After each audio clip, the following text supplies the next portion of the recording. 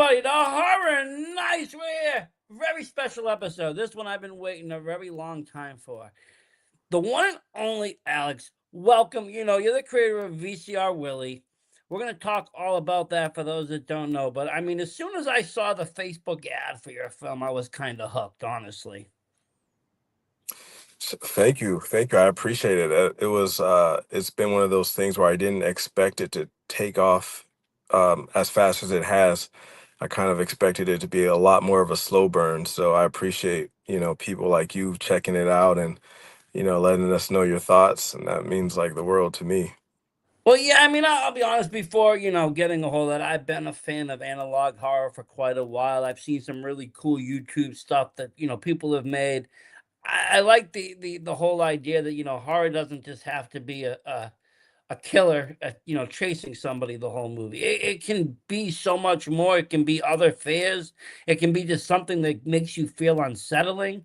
There's so many ways you can go with the horror film that you could, that's outside of the box. And I love that whole idea of it. So when I see something like that, and like I said, I just watched, originally the little trailer on the Facebook.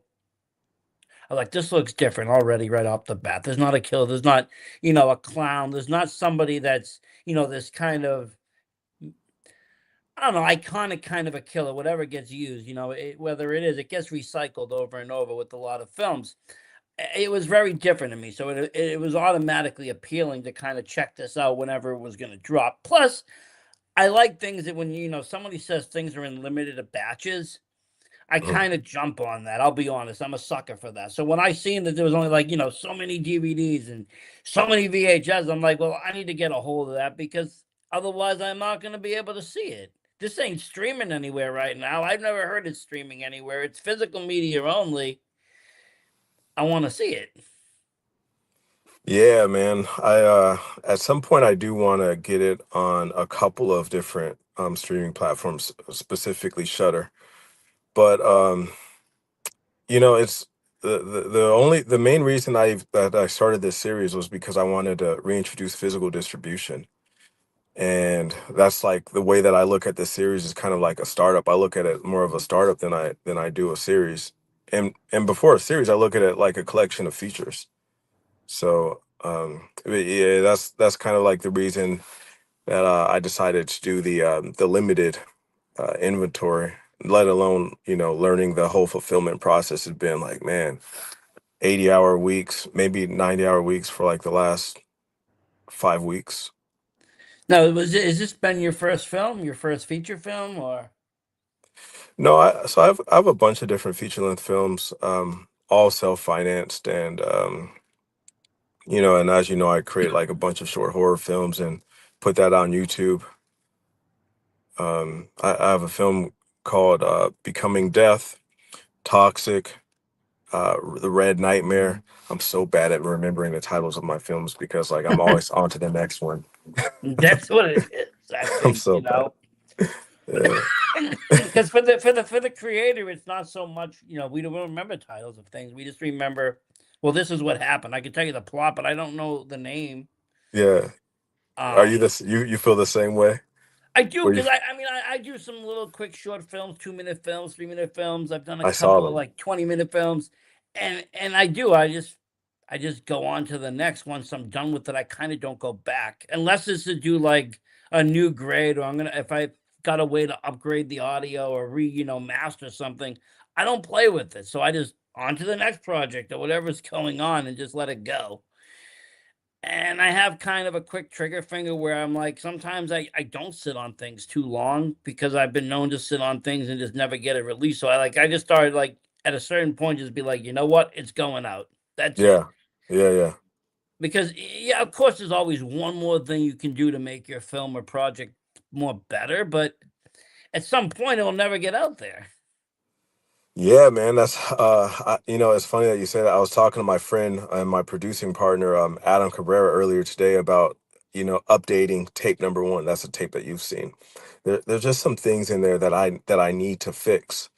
So, when you go back and watch like all the different versions and iterations of Star Wars, was it episode 5 or episode 4, whatever it was? Yeah, yeah, yeah. it starts to make sense why the studio was, making so many changes. Some make sense, some don't, but Hmm. it's like art at this point is art at this point could evolve, even after it's already put out. So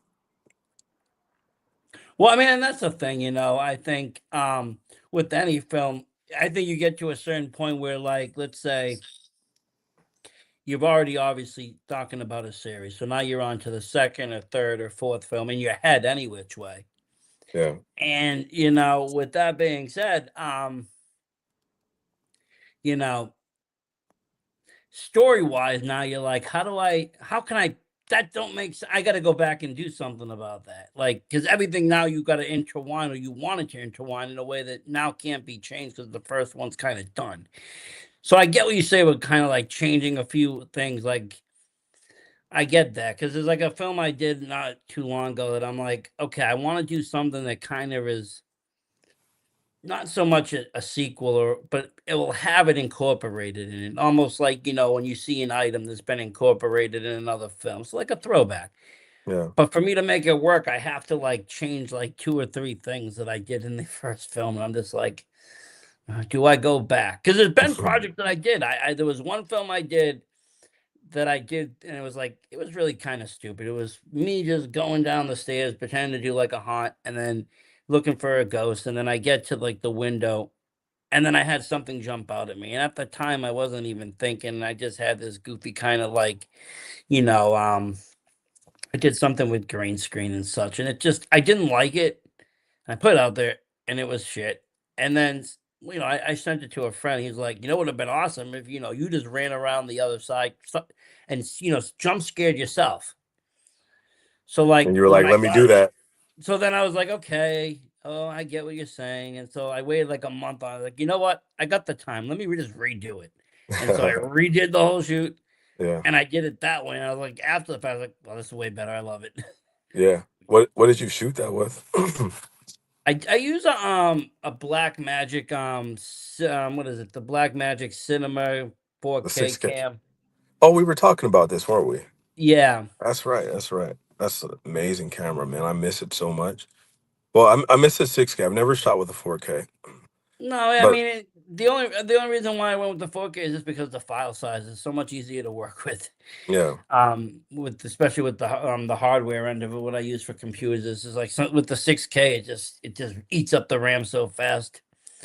yeah, it does. Um, I like I haven't used the 4K. At some point, I'm going to use it because it feels like such a run and gun camera. But I like the grain that the 4K produces versus the six because the six is very clean and pristine. Where it's like the four, I don't know. There's something about it. In fact, I think it uses I think it uses a different. Well, it definitely uses a different sensor, but I think it's the same sensor that everyone uses in like the OG Pocket. yeah. I think it does, or maybe it's the cinema camera that came after that. No, but I have no issues with it. It's been a nice little thing. I think it was like 12, $1,300 for the body, and then I got a 35 and a 55 millimeter lenses, and sign lenses, and I do whatever I can. I got a couple of tripods and I just go. Most of the time I don't have anybody to hold the camera, so it takes it painstakingly time, but I got to do shot by shot with me setting up, adjusting focus with a dummy, then replacing me in there and going. Hey, at least you could act in your own films, man. I'm terrible in front of the camera right now. I'm working on getting a little bit better at that, but being a quadruple threat is incredible. Well, yeah, Act, yeah. No, I mean, I think it's just I use what I have. I mean, if I had other people, I would say, "Hey, come on over," and but all my friends are either far away right now or busy, and it's like I've just kind of gone down this road. Before I was into independent wrestling, I did a lot of interviews with that and went to a lot of shows and helped set up. I've done a couple of matches. I've done a couple of commentating as well, and just I was doing that for a while, and then one of my buddies in that was like, we were talking horror one day. I was like, that's my other passion. And he was like, have you ever checked out like the horror conventions and stuff? I was like, no, what's that all about? And so he brought me down this world of horror conventions that just is last year just dominated. I went to like maybe 9 conventions all year. And with that, I also met a lot of independent directors and such, and I got to listen to a lot of panels. Yeah. And listening to the panels, it really opened my mind of, it's not so far fetched anymore. You know, Back in the day, you needed the 16 or $32,000 camera. You needed the physical stock. You needed someone that could, work with physical film, and you need all this other stuff. Today, there's people out there putting movies out with their cell phones, and on a lot of fronts with the new like log and everything that you can do, it's not bad. Man, you could get away with pretty much any camera. And what made me start using like the old school cameras actually was the advent of AI, man. And AI pretty much replicates every nice camera right now. So I was just thinking it's probably better to do something that AI has a difficult time, replicating. And then also it's just funner to shoot with a camera that is forgiving. You know what I mean? Well, that's what I thought was very intriguing about your film. Why I kind of reached out and asked you is that it's not filmed on this crisp 4K kind of look. It is very old school, reminiscent of something that is far older. Which in my What's I always this one? grade down personally. I always think that, the 4K looks fake. So I always Yeah, end up grading down to an older style or like a grindhouse style, just even little graining glitches. I don't like the perfection of what a camera can do today. I, same I here. like I think especially with horror, it really goes a long way when you have that grain. It's like a VCR film. Like you don't know what's light, dark, the blacks are all messed up. It makes it so much more atmospheric. Yeah, that's like the main thing. I created an entire like pitch deck, maybe like in at the end of 2024. And the whole idea was to work with atmosphere, and that's actually my strong suit when it comes to like storytelling.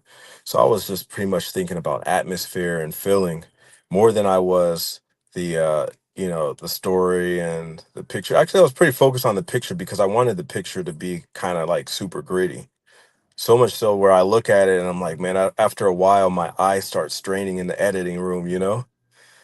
But But that you was a have to but it also makes you do something that normally you don't have to do, and that's like actually focus in and pay attention because you want to see faces, you want to see, the details. So you got to almost like super hyping in there because everything's kind of that grit, and that's yeah, where like kind of the scary factor because then you start seeing some weird shit happening or just unsettling stuff. And like I said, it's not a kill. Like one of the most unsettling things is just the dude drinking the water. I think was really weird. Just him drinking the water out of the big pot, just standing there. It's like that's just a weird thing to me. If yeah, yeah. It's those everyday things that you should be able to kind of watch, and there's a lot more to the story than just somebody drinking water. If you look at it the right way. well, yeah, I mean, even the most mundane things can be put in a way or shown in a way or just have a story behind it that just it's disturbing or not real or something scary. Yeah. What made you want to do this series? What was there any inspiration behind, the storyline and such? Well, I started the story back in 2024, and at the time it was called something different. And I think the main thing is I don't think we've been using like the medium of film and to its fullest. So I'm like, when I look at art in general, I love it, and it obviously has a lot of value. But that's something that I'm always wrestling with myself. Like, why does it have value? And I've just started to realize that. But the series was actually the idea was to be able to create something in film and then to bring that into the real world, something that should be realized in the real world. So it was this like crazy grandiose idea. Um, and yeah, so I pretty much created like a pitch deck without much of a story, and and I was and and then between Then and now I've worked on like 1,000 different projects. And more than anything, I've seen that I've been bouncing between things a little bit too much. So in December of last year, I decided, man, you know what, I gotta just lock into something that I really can replicate over and over, and something that I really enjoy. And like I said, something that works with my strong suit, which is atmosphere and tone and feeling more than the actual the A to B storytelling. So it's like a culmination of things that made me kind of want to start it, but I'm really loving what's happening with it right now, and I love creating in the space. It's really kind of just like creating a world and then playing in it. That's kind of how it's been feeling. But yeah, I mean, because there's so much way to even interpret the film as a viewer. You could take that as so many different ways, going so many different things, and because it is just a bunch of set of actions, but it's also specific actions, and there is like an underlining story, but there's not an underlining story, and it is very dreamlike. I do agree. Like you're almost on a fever dream with it, which I like movies like that because I like again I don't always need an A to B. I want my mind to work and let it kind of interpret what it seemed like. You said you like art. Me and you could look at the same, painting in a gallery and both think of it in two different, very separate ways. And that's the same with the film like this. Multiple people can watch it and all take it in as a different meaning. And that is true art. It doesn't have to be a definitive. We don't need this is the definitive plot and story, and this was the killer, and this was that, and this and all that. It's like, okay, that's great. That's a great book, but it's like, is that really art? No, not really. It can be something that just grows over time. And I think that's what you kind of started here, or at least have been working with, because like you said, you can go in any direction or anywhere with that. And it's like it's still kind of canon within the universe now. Yeah, yeah, that's really true. And well, I guess it is. I do have a plan for it, and it is a story that has an ending. It's just like the ending is it ends in 2029. And yeah, so it does have a ending. The story is like very hard to understand, and at some point maybe I'll create like a book that is a little bit more uh clear as far as like what's going on. But yeah, that's kind of the thing. I think a lot of times the movies and the art that I'll enjoy are the pieces that I attach my own meaning to it. But there could be like a big meaning that everyone understands, but something that I kind of turn into my own. Well, yeah, yeah. I mean, I think we put a little piece of ourselves in every project that we do, regardless if it's, right forefront or it's something very subtle. We leave our marks within these things. And also, we're telling a story in one way, but again, people are interpreting also in another way. That's why you get fan fiction or even fan discussions. Hey, what did you think of that? This happened. No, it was like this. No, it was like that. And that's kind of what you want. You want that kind of buzz. That's nice for it. Yeah, yeah. And again, I'm into different films. I've seen a lot of horror films, foreign horror films, old horror films, new horror films, major horror films, franchises and such. And now I'm at the point where like I like to see different films. I like to see what people can do with their creativity because the creative mind, it can do a lot. And unfortunately, within bigger pictures in Hollywood, it got so many restraints because there's so many demands on what has to be shown or can't be shown one way or the other. It's all bought and paid for. There's advertisements for things everywhere, and everything got to be a certain way by who's funding and paying. But when you get on the indie level, you get to tell your story, and you get to kind of do it in a way where, I mean, the only person that's costing is you, or you got a small producer that believes in you, but you get so much more freedom with it. So true, man. I mean, one of the things that I've been talking about with my team is it's important to not look at the comments sometimes, and to not pay attention to what everyone says, because at that point you're losing a little bit what you started out to do. That's how I feel, at least. But at the same time, I think it's pretty important to it's also important to meet the expectations to a degree of the audience. That's what I've been kind of wrestling with myself, though. Actually, what do you think about that?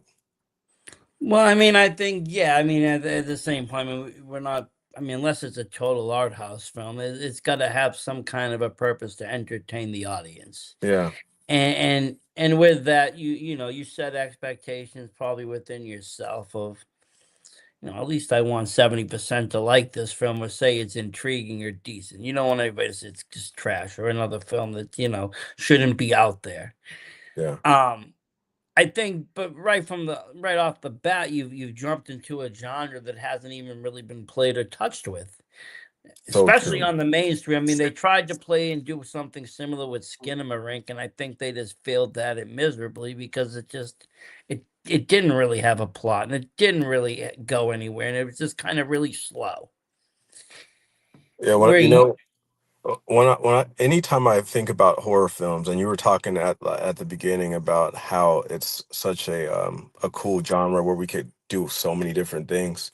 I always think um, uh, The Exorcist, The Shining, and probably Halloween, obviously, and then but then it jumps straight to Blair Witch, and then Paranormal Activity, and then it jumps straight to Skinamarink. As far as how they revolutionized, well, all those films were revolutionary. I think Skinamarink got really close, by the way. it, Um, it did. It wasn't far off. There's a few tweaks that just could have made that stellar. I think it just failed in a few spots, but again, it was very experimental, and I mean, it was put out by Shudder. They're pretty good, but they're not a major. At that point, they weren't a big major corporation either. I forgot they put that out. Yeah, they actually put that out, and again, it wasn't a terrible watch. I think it just failed on some key points. But again, it It's a was little the bit first different, huh? time something like that has ever been done. Like Blair Witch is the same thing. I mean, yes, they did it with Cannibal Holocaust. That's what I would call the first found footage. Dang, that's right. I forgot about Cannibal Holocaust. I That would call was, that the first found footage, but the first acceptable one where they were actually able to pull it off without any directors going to jail or anything else would yeah, be Blair Witch. yeah. And I got to sit on a panel with them recently, and it was just wild listening to the actors saying how they didn't get to like play with any of the success of the film. They were totally away somewhere, stashed. Like they couldn't come out and play. They couldn't go to premieres. They couldn't be on scene. They couldn't do anything because they Just to wanted make it this to real. be real. Just to make And it with real. the birth of the internet boosted it because people didn't really know if it was real or not. Conspiracies were running. They put out an official website for it. People thought it was official.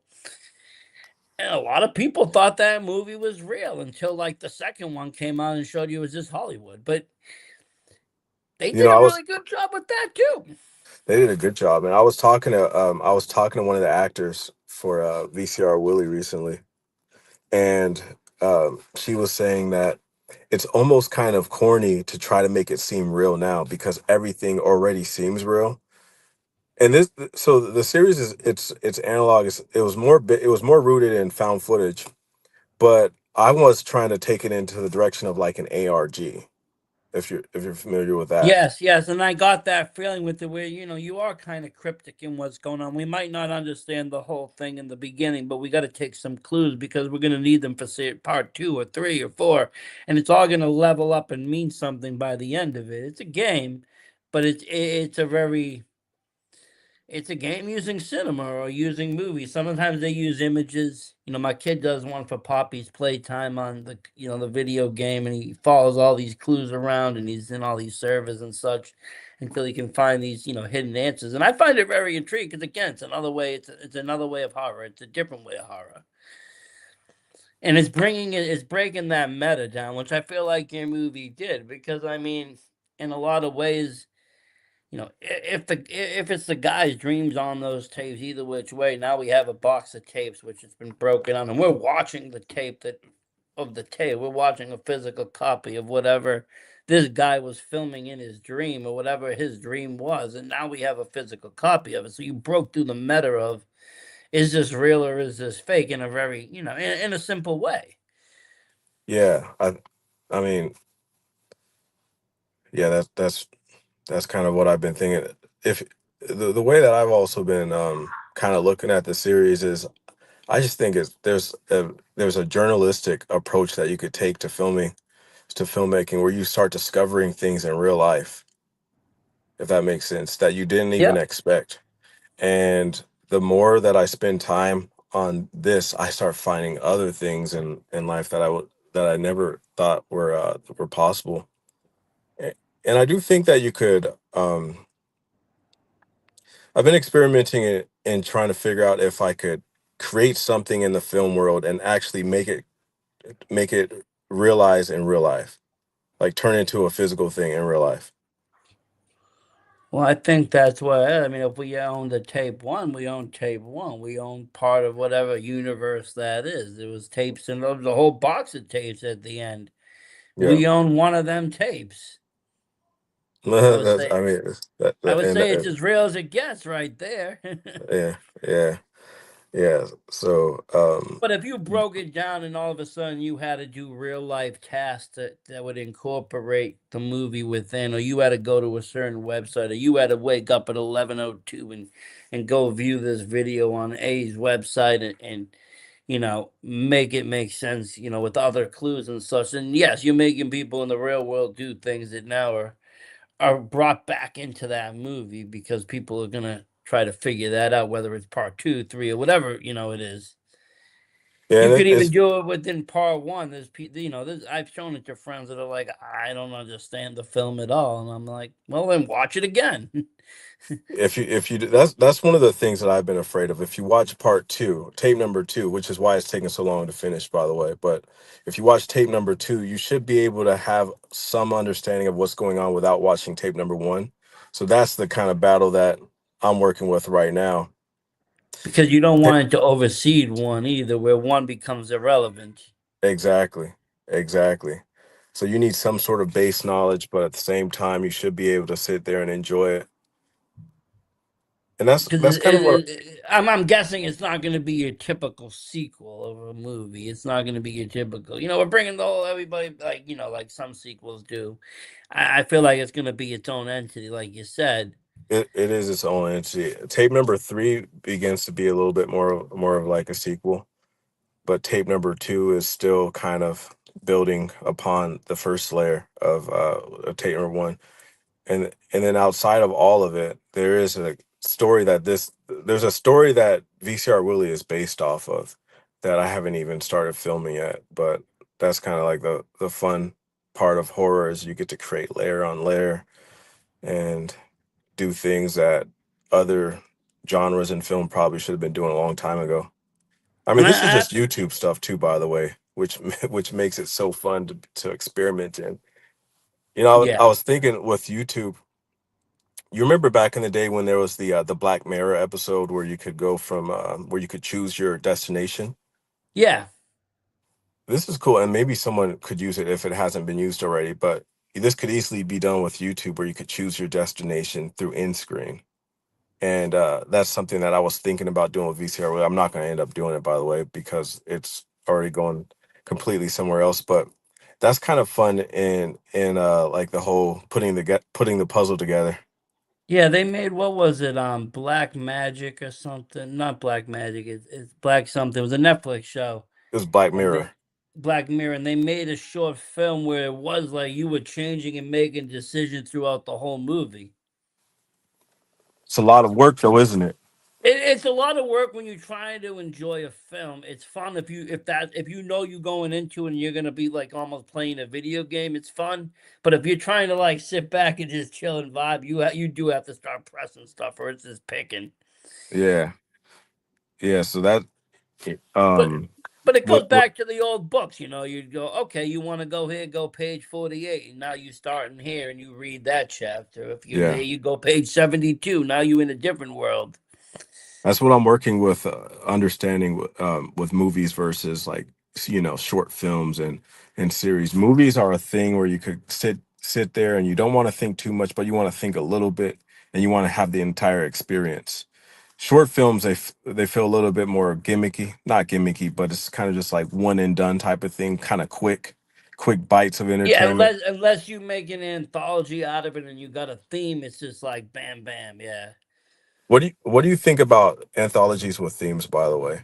Do See, they I still li it depends. I'm a big fan of movies like, Tales from the Hood. I thought all those themes were great. I thought they had a incredible? message. It's a The classic. first one the first one? First one It's was a great. classic. Classic. Yes, It's a classic. classic. I mean, as they went on, I don't know. I mean, the messages were there, but they got too over gimmicky with it. But the original one was raw because of the time period, plus just everything that was going on, and like I said, in the world, real life, it was being portrayed on film. It was still really relevant. And I'm also fans of other. There's a few Christmas ones that I watch. I've seen on Tubi and such, and they'll bring in different Christmas stuff. I don't mind that. I enjoy anthology horror over maybe a full length feature just because it's a little variety of a couple of different stories or movies rather than just one long drawn out one. Yeah, I don't mean to make this completely about like a critique question, but when you saw tape number one, did it feel like an anthology, or did it feel like um a feature that was not an anthology? Did it feel like they were a bunch of short films put together, or did it feel like it was a feature made first? It feels like it was a feature because everything was shot in same location. The house is what kind of, for me, bound it together. I kept seeing the same house, the same number, the same door. People kept going into that house. So it kind of drew it all in rather than being different stories. It drew it into me of being, this is the story of that house. Yeah, yeah, and that's the case too, because it was all filmed like that. So But like I said, could they be different broken up stories? Yes, but again, for me, it all felt like it was part of that big picture of that one establishment, of that one location, of that one time period of all this was going on. it's kind of scary to do that as an indie filmmaker, because then you're revealing your hand a little bit when we don't have the most resources in the world, so we want to kind of work with what we have. But I'm always thinking like, man, maybe I should take it out. Maybe I should go out and explore more of LA. You know what I mean? And use some cooler locations, use more people, or But then keep I it. I thought the location itself gave a good vibe, especially on the camera. I think the actors it shows they look disturbing just in the light and everything. They look scary. People Oh look yeah, scary. yeah. They're really really talented actors. I've Really good with face gestures and movements and things that just look unnatural. And I think that's the most unsettling thing about a lot of horror. It's not so much the monsters. It's when somebody normal or somebody that should be normal starts acting a little non-normal or a little abnormal. And it's just subtle differences that make your brain go, well, what's going on here? Is this even a human still? Like, what is this? And just seeing, like you say, mundane things done or weird with questions, it puts that in your head of, what is truly going on here? What's working inside of them? What's going on here? Where am I? Who are you?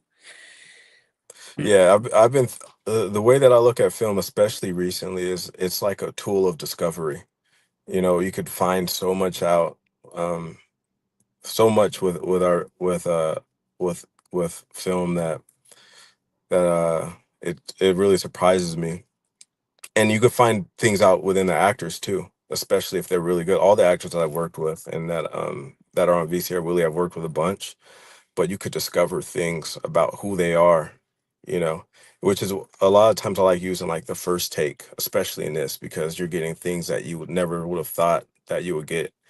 You would typically, you do the first take and you say, this is not the way that I imagined it. Let's move to the second one, right? Closer, let's move to the next one. But if you use the first one, you're getting something that neither of you could replicate. And if you work Everybody's off of that, doing it for the first time, so it's like, bam. that's it. That's it. And if you work off that one, which we do a lot, we'll kind of like work off that first take and say, man, you did this kind of crazy. Maybe you should go over here and do this next. Then you're actually, then the film is making itself at that point. Something else is working. So this, Yeah, you're allowing also the creative flow of the characters to kind of become alive and go where they want to go naturally rather Yeah. than directing them back to like, okay, this is what I have written down. We're going here.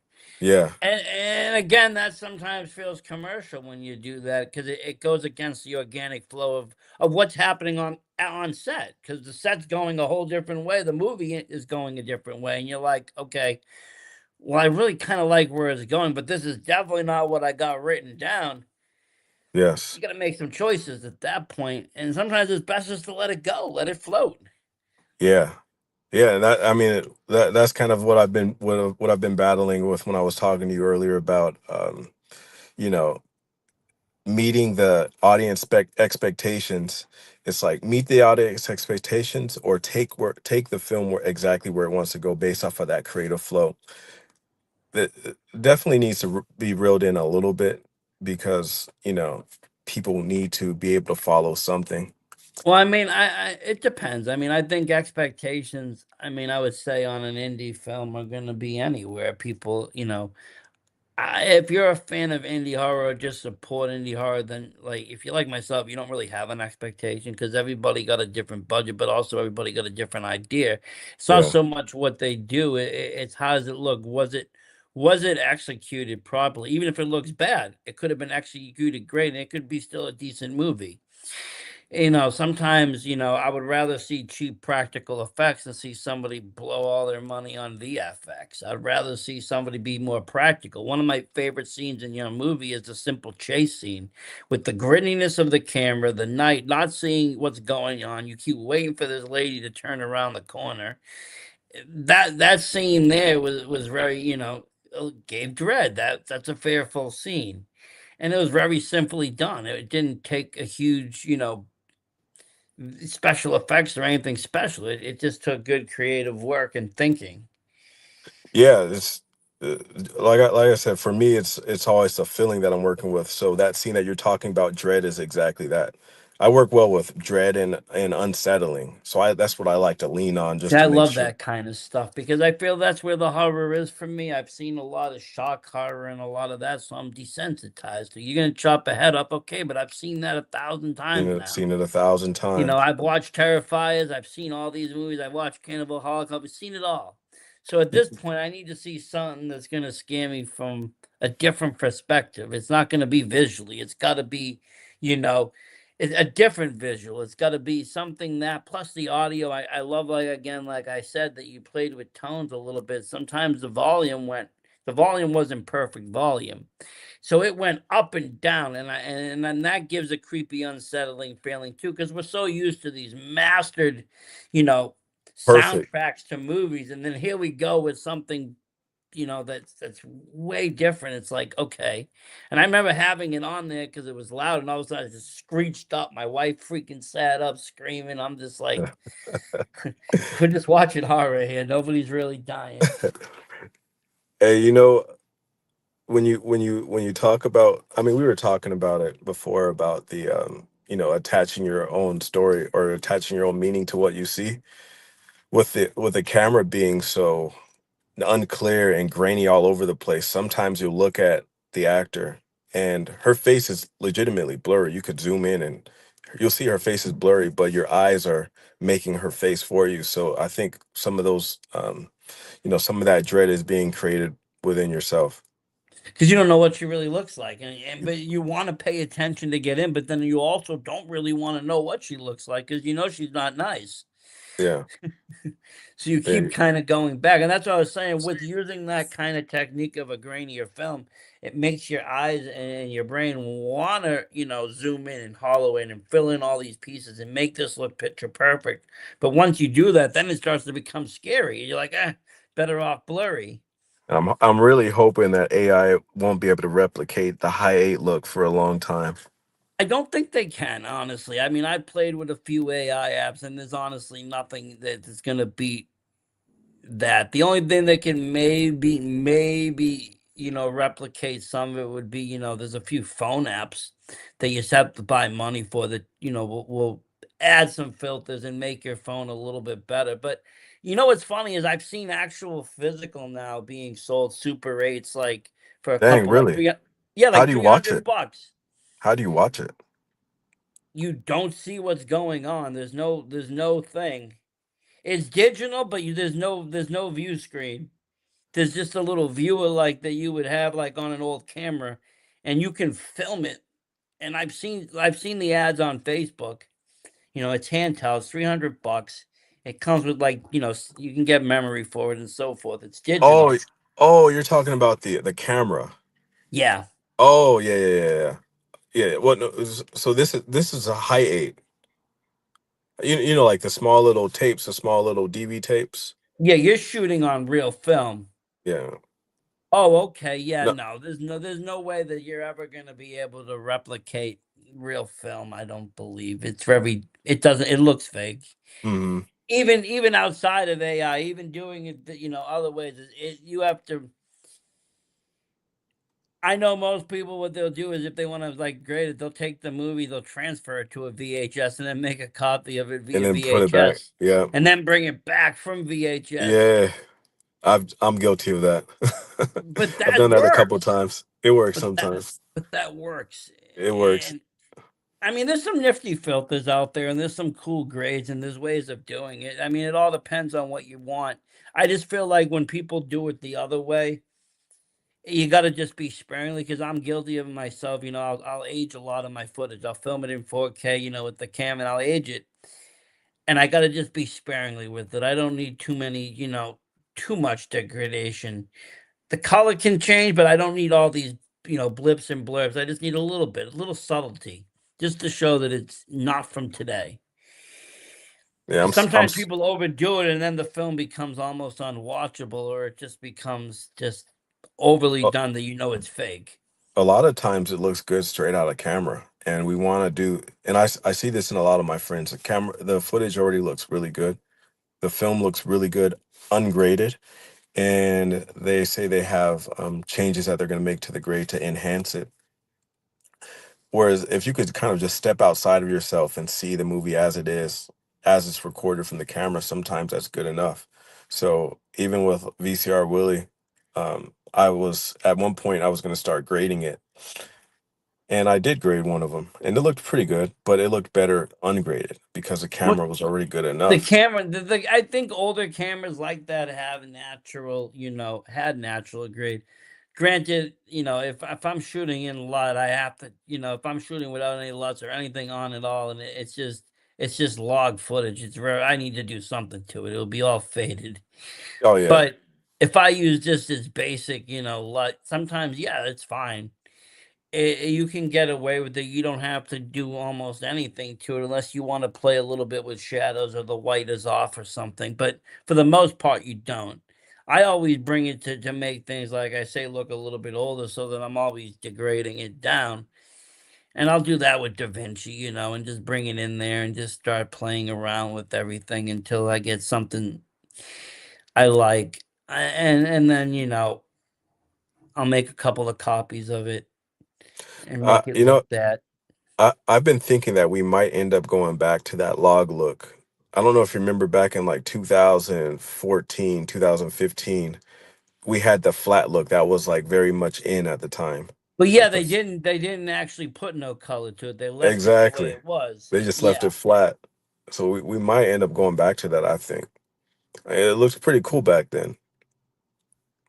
It's not once you get used to watching, I'll say this because I always film mostly in flat.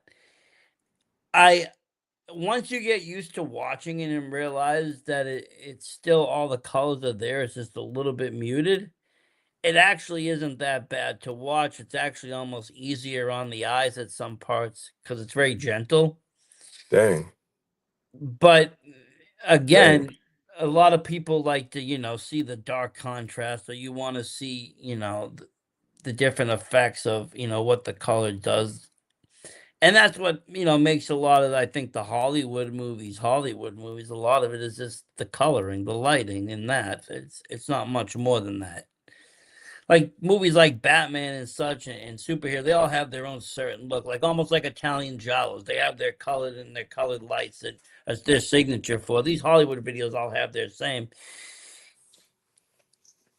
Yeah, I didn't think about that being easy on the eyes. I'm so glad you just put words to it because when I'm while editing VCR Willie, it's like, man, it's not really easy on the eye sometimes. And, and you know, with a lot of the Hollywood films, if you get somebody like Deakins to DP the project, man, the picture could be so nice and so incredible that it makes you like something about the film, regardless of whatever's going on, something about the film that inspires you so much to watch to like to love the movie. You know what I mean? Like 2001 is like that for me. It's Yep. the picture and aesthetically it's incredible. The story didn't really do it for me. I mean, obviously it does, but it does because the picture and like probably the production design too had like a big part of it. But some movies like that, The Witch is the same way for me. The picture, the production design is I so yeah, incredible. like I thought a lot of people gave The Witch hate, and I actually really enjoyed the film because I thought it was really historically correct to the time period, and it was a really nice little folk horror that had a different fear. If you got to remember, we might not be afraid of a witch in the woods, but if you were from their time period and you believed in all the superstitions they did, and they believed in all of this stuff They very all did. heavily. They all did. And so it was fearful. Like if you ask a lot of the older folks, say what's the scariest movie they've seen, a lot of them will still say Exorcist because they were born Catholic, Christian, or whatever, and that movie scared them. The Exorcist is it's still got to be one of the scariest movies. If you like, I mean, a couple years ago I was watching it and I've seen it a bunch of times. So I fell asleep and I woke up to this crazy screaming, the craziest words being yelled, you know what I mean? Oh And that yeah, was yeah, that's stuff that's still really scary just because of the dialogue alone. I think what made the movie really scary is that they used a child, and in that time period, children weren't really used that way. To see this child acting this way on screen was scary enough. Plus, you had the devil involved with people already in a satanic panic. And then you had weird visuals, there's all sorts of stories about sounds and weird, blips and such that were sending people into panic because people were playing with the sound. And plus, again, I think again at that time period, a lot of people had this religious fear. So when you had that religious fear and you add in a movie like that, it scared people. It scared them existently. They believed the devil could now enter them, and people got afraid of being possessed. Yeah, that was like an ARG before its time, wasn't it? It was it, and it. The only thing that irks me about that movie is the demon they chose in the movie. Pazuzu is not really a Christian demon. It's actually like an Assyrian demon, and its main purpose was to protect women and pregnant children from a much eviler demon that used to kill them. Dang. And so, like in their religion, it was like this great white lighted, thing. That's why they find it in Iraq and so forth. It's a Middle Eastern god, and yet in the movie they turned it into the Christian devil, and it was just like, uh, if they used any other name or no name, it would have been almost a masterpiece. And I only learned that later on by doing research of looking up the demon's name. Yeah. Yeah, But you see, I did not know this. I thought this was some sort of demon in hell. not in Christian hell, any which way. It has nothing to do with Christianity. I mean, Wow. unfortunately, yeah, it's an Assyrian and Babylonian demon, and much further back than what Christianity dated. That's why they found it at the archaeology site. Yeah. Yeah. I mean, I saw it when I was really young. And then I watched it a bunch between like, you know, 10 to 20, but it wasn't until I was like 22 when I actually thought it was scary. But before that, it was kind of just like, you know, it's kind of creepy. There was like the head turning thing. That was like the thing for me. But then as I got older, that's when I Well, I understood think the as a weight. kid, I mean, these movies weren't frightening because, we were more scared of like the Freddy Krueger claws getting through our Oh, necks or the Jason stabbing us or Michael Myers killing the babysitter. Like you had a classics. killer. Classics. I love that. What do you think about Pumpkinhead? I loved Pumpkinhead. That I was a love great Pumpkinhead, revenge man. story. Perfect revenge story, actually. I felt satisfied at the end of Pumpkinhead. Yeah, Um, Pumpkinhead was the for me was one of the first movies that got me into writing. After I saw that, the poem that he does, yeah. after I when I was younger, I saw that. I went to a Christian middle school, so I saw that I wrote a Christian, or I wrote like a scary poem, and got suspended. Oof. Got suspended from school because the teacher said it was too demonic. So Hey, well, Pumpkinhead I is like mean, a hey, if you classic. got it, but then at least you knew how to write horror at that point. If it scared the nuns and it scared people, scared the masses. That's true. That's Ah, true. That is that's true, man. that's great. So is all your energy now basically being put towards this VCR Willie, or do you have some other projects still on the side that you're cleaning up? Yeah, most of it's going towards VCR Willie. The creator in me does want to go and start working on other things, but it's almost it's like 95% is going to VCR Willie, and I'm slowly starting to work on. I don't know if you've seen. I made a Ohio series on YouTube. It's short horror films based off of like this guy in Ohio. It's pretty much started as the Ohio Man. So at some point I'm Awesome. going to get to that because the actor is incredible. People love the actor. I get emails and messages talking about him. His name is Peyton Gruffick. So people always emailing me on different platforms and checking on him, and and then wanting that series. So out of all the things that I've worked on YouTube, that's it performs pretty well, but that's the one that has some of the most engagement. Actually, VCR really has the most engagement. But I remember a while back. That's what really got me into analog horror. Would have been YouTube. 'Cause I remember like there was one series where there was like this father that used to just come and sit down. He started changing every video worse and worse, and they had other ones where like they would mock almost there was one I forget, but it was like channel something, channel 57 maybe.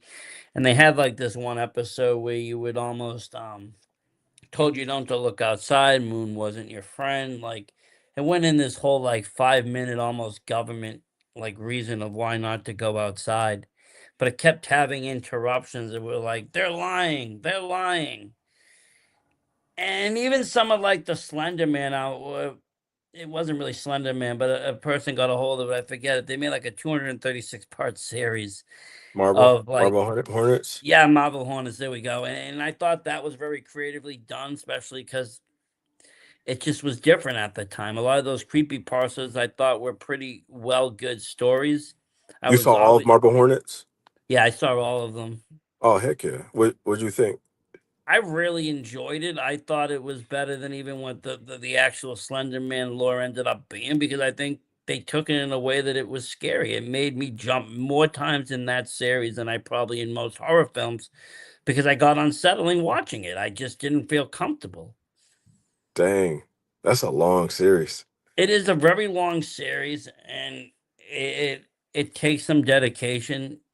Luckily, the earlier episodes weren't that long, but you almost wanna keep watching, it's hard not to once you get into it, especially to a certain numbers, it's like you gotta keep watching it. You Yeah, wanna know what happens, I and didn't. kudos to the creators 'cause that's some dedication to keep it going like that. It really is, and the way they went about it is incredible. I think that they probably started they probably kind of paved the way for like the back rooms and probably even the Skin Marines of the world. You think? Yeah, probably, I think something like that really broke through. Because I mean, almost anybody else that tried to take a creepy poster and turn it into a movie failed. The Slender Man box office for me was a failure. The only one that I thought was pretty good, there was a show that was on Sci-Fi that did a few of them. They did like Candle Cove and a few others, and they weren't bad. But everything else I saw was either on YouTube, it was fan fiction, it was a fan film, but nothing. It just it didn't have that fear factor. It just it was it was just it didn't it had kills, it had this, it had that, but it didn't have, "Oh my god, this is actually could be real. These people look real. This doesn't look like it's a skit. This looks like," again, it was almost very reminiscent, I would say, of, the Blair Witch Project 1. It just had that kind of authenticity of it where the people looked almost real and getting mad and walking off set, and It looked like you're watching behind the scenes. Yeah, yeah. That I'm wondering if that's still something that could be accomplished without, like you said earlier, without being arrested. Because uh, well, I've only Eh, heard about this, by the way, about directors getting arrested because it looked so real. I've only heard it two times where that has happened, and Well, and if Diodato, they made him bring in the cast. They had to bring in the cast to the court because they thought he killed them in whatever country to what's finish the film. He had to bring wait all those three people. what's the name of the movie? Cannibal Holocaust. Oh wait, wasn't there a wasn't there a Japanese director that did that too? I was Italian guy, but there was another Japanese director that had some kills too, and they thought it was snuff. Plus, you had obviously what's it called there? Serbian film. I think he got arrested because they said it was fucking too wild or whatever. They thought it was real. That is just And I mean, there's a insane. movie that they put out for no reason but just to shock people's Just to senses. Just shock say, people. yeah, there was no real. The plot was mediocre. It was just mostly just shocking scenes of can we stomach this or not. Yeah, I can't do that. I can't really I, do that, but I mean, I've seen it. It was one and done. It's like, oh my god. But I mean, if you're gonna give me a shocking movie, give me something with the story. Give me something like Martyrs. Give me something like High Tension. Give me a French film. Or even if you want to do hard watch, give me something like Irreversible, where it's all fucking shot backwards. Give me something with some substance and a little bit of freaking artsy to it. I gotta check out Irreversible. I I don't liked think it. It's an art house film. It's a little bit of a hard watch due to one scene or two, but it was shot backwards, which made it really wild. And I watched it both ways. I watched it backwards first, and then I watched it the other way, the other after. And it was just the shock value is just watching it backwards because of the way things unfold. You're like, what the fuck? Oh shit! Oh yeah, no! yeah. Damn! And they're And moving backwards. watching it backwards, yeah, because Everyone is moving in reverse. nope, the scenes are all Oh, the shot scenes are backwards. backwards. Oh, okay, okay. So the ending starts off the movie and it goes to what the beginning of the movie's like. Yeah, And so yeah. I you got. see what the climax is like, and you're like, yes. And then all of a sudden, at a point in the movie, you're like, oh, fuck, that wasn't it. And you're like, oh, shit. And you're like, damn. And then you still got to finish the other half of the movie where it gets happier and happier and happier. Yeah, Because in the beginning of the movie, it starts off very happy, a very nice night. So it kind of makes you force with this thought in your head of all this terror. Then now you got to go back and watch everybody happy. It really fucks with you a little bit. I liked it though. dang, that's kind of cool. It's something different. How I would you think that's watch it what I do. forward? Hmm. How would you It, watch it forward? so they had two versions of it. They had it Oh, okay, okay, okay. two different cuts. Oh, that's cool. Both of them, I think, are streaming for free somewhere. And then I'm a physical media person, so I go out and buy the Blu-rays as soon as I find them, and then I just that one actually has both versions on it too. You like Blu-ray over DVD, over standard DVD? It depends on what the DVD is. I usually end up with both. Huh. Yeah, with my series, I have like a manifesto right now, and it's the whole idea is actually to get Walmart to sell VCRs. And the way to I mean, do that is the way to do that is to physically reintroduce physical distribution in such a way that the economy demands it. So it's a huge goal. well, I mean, it can work though because if you look at the record players, right, you can buy a record player now pretty cheap, and if you go to Target right now, the only physical media forms are either CDs or fucking records. Vinyls, yeah, yeah, So I end up with a bunch of horror vinyls that I bought, different series because I see them on sale too. So I went out and bought a vinyl player thinking I'd have to spend hundreds. It wasn't anymore. It was like $40 yeah, on Amazon, and it came and it works beautiful. exactly. I didn't And know I they were love that selling you have vinyls for horror. a VCR, a VHS version. If I had a VCR that worked, or I could get one that worked, I would spend 100. I don't mind spending 100 on a VHS because of the Oh nostalgia. man, hey, I appreciate the support, man. I don't mean for you to like go out and But get I'm a a fan VHS. of physical media, and I like to collect things. Yeah, But I seen people bitching about the 100, and I'm just like, You don't understand though. If it's a limited run and it's a VCR, it doesn't. You know how much it make cost to make these things? It's not cheap. Yeah, it takes a pretty good time. It takes a lot of time, and then also it's we're making the boxes by hand, and I mean the biggest thing is that it's a collector's thing, and the ones that have went out, at some point it's not going to be as imperfect as it is. So it's like the ones that are imperfect. Mind you, this is a series that's going to go on till 2029. And I have pretty big hopes for it, and pretty good expectations as far as what it does. But the ones that are imperfect right now, yes, I do not like it. When I said that I'm gonna go back and fix some things or change some things, it's really fix some things. Like there's a couple of sound issues, and there are a couple cuts that I don't think that should be there. Those are like the small things that I'm gonna kind of That's when you add do in. the director's cut, though, and you make a separate feature out of it, and then you make a Exactly. then maybe you do make the Blu-ray and you add in both versions and let Yep. people.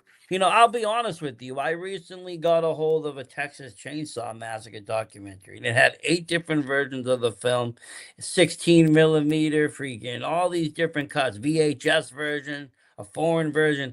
I watched all of them because they were all a little bit different. They all looked a little bit colored different. They all had a different grade and they all had a different feeling.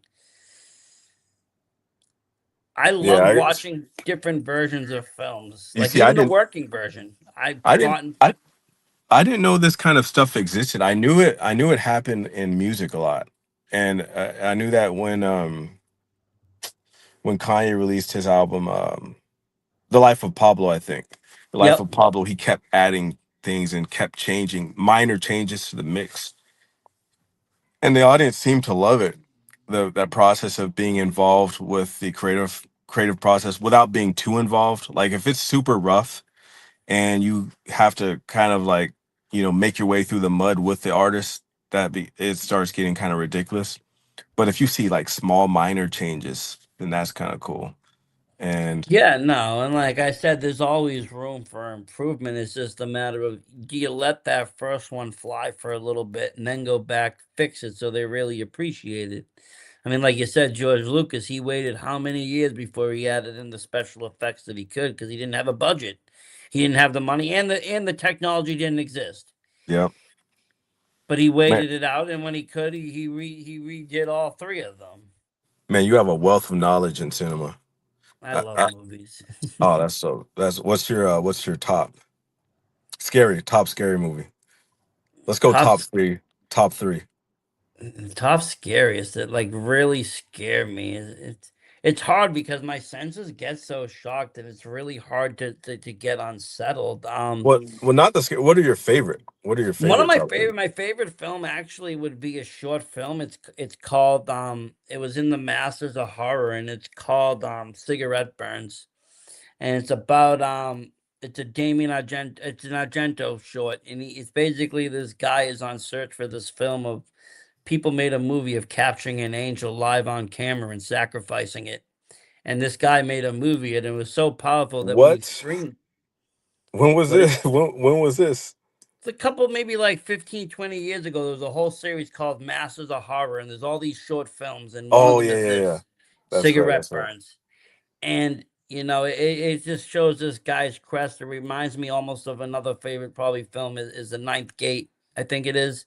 It's with the guy looking for the book, and he's looking for the book written by Satan, and he's going to all these things, and he's trying, and there's all these higher works. I like movies like that where they're not really scary, but there's an occult or some kind of mystique to it, almost like the Indiana Jones, always seeking that holy grail or that, that higher treasure.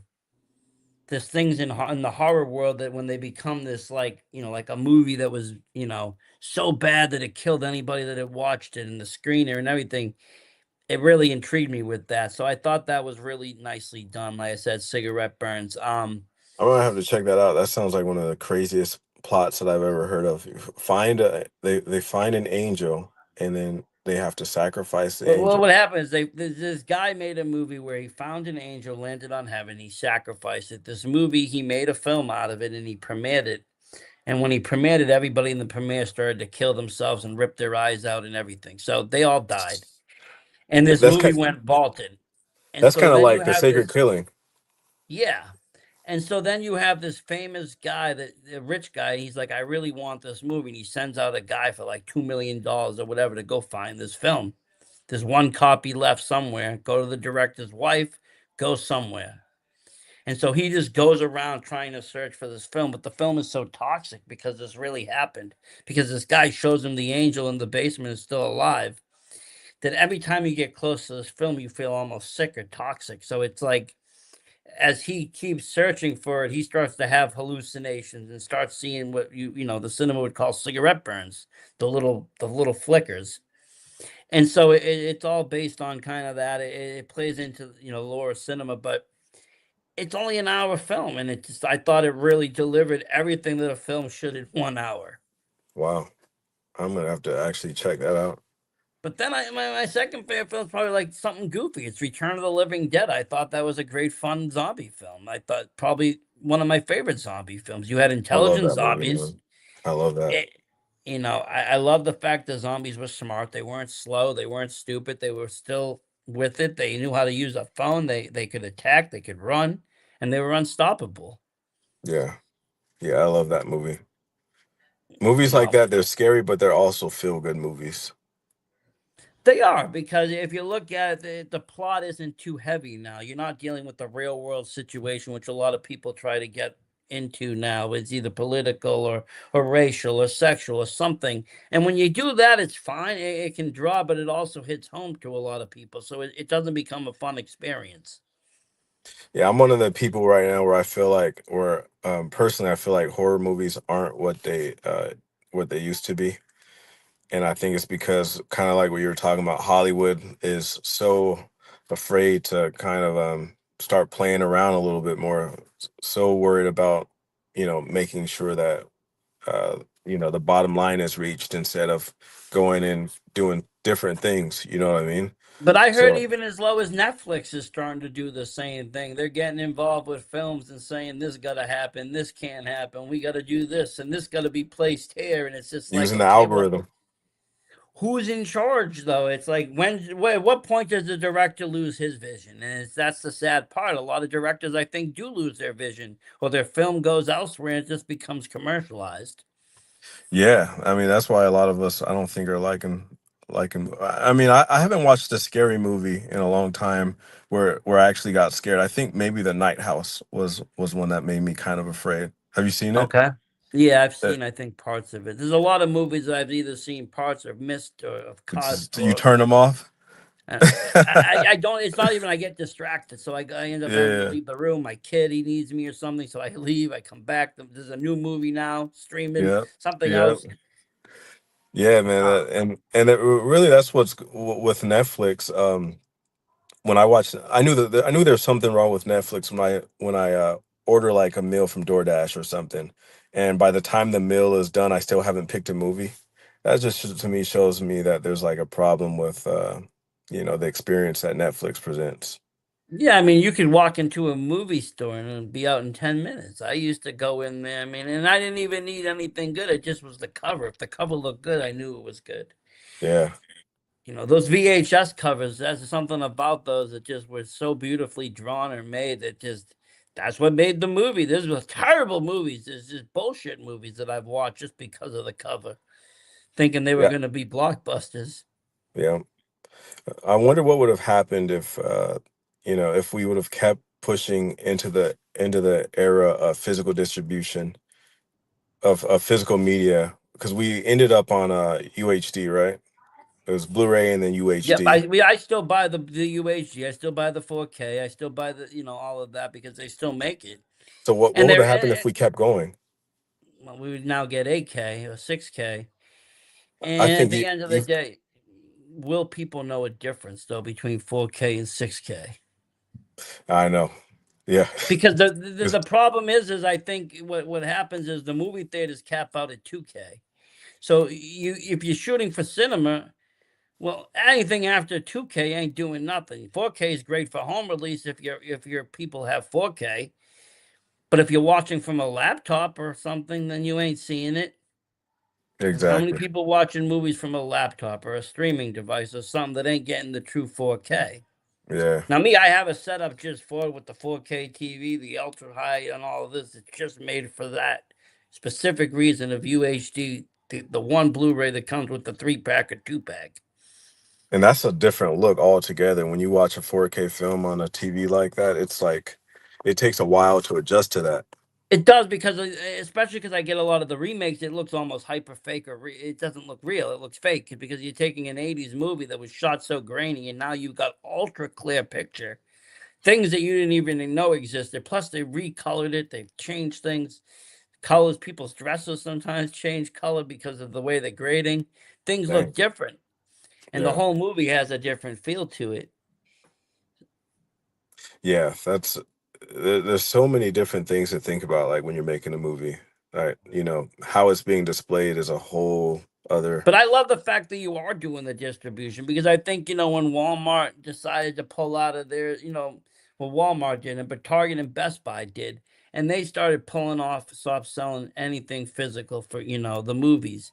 And I think when they did that, it kind of killed a whole lot of people getting movies because now you got to go online. See, I frequent the place. I sit on like Synapse Films and I sit on like all these places and just buy things as they come or I see these releases because I do collect the physical media. At some point, unfortunately, the streaming service that any of these films are on are going to end up losing rights to that movie, and somebody else is going to take it. And I probably won't be subscribed to them, and I don't want to be subscribed to 10,000 things just to see, the movies I enjoy. I want to own them. I swear on a couple of platforms I've had to buy movies more than once because Oh yeah, I just feel like they've been deleting it from my library secretly. yeah. Sometimes it You happens. seen that? Glitches happen. I've had movies where I've bought them and I can't play it anymore because it keeps getting an error internally. Dang.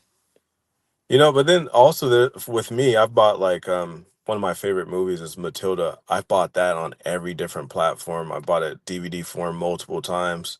It's one of those things where just don't even know why you keep buying it, but you do just in case. But I mean, that's like Return of the Living Dead. I got about 4 versions of the movie in between DVD and Blu-ray just because they either 4K releases, different releases, a working cut. I bought one that was could only be played on a B Blu-ray, and I have a B Blu-ray just for that reason too, because I have a bunch of foreign films, but they had a different version of something, and they had the original soundtrack. So like, I don't know. When I start seeing these things, I like to collect them. I don't mind owning multiple versions of the same film. Same here. Same here. But that's the Yeah. physical junk. I mean, I grew up working at video stores and, being able to take home all these videos when they were getting ready to destroy them and just having a wealth of videos to watch. Didn't even matter the genre at the time. I was just taking and watching anything because they were throwing them away. I miss the blockbuster days, man. The Friday Yeah. Friday night blockbuster days Friday or Night Hollywood. Blockbuster it was a good time. I think that's when movies were maybe at its height because people got excited. People got Yeah. excited for release dates of movies. Redbox was kind of like that too, a little bit.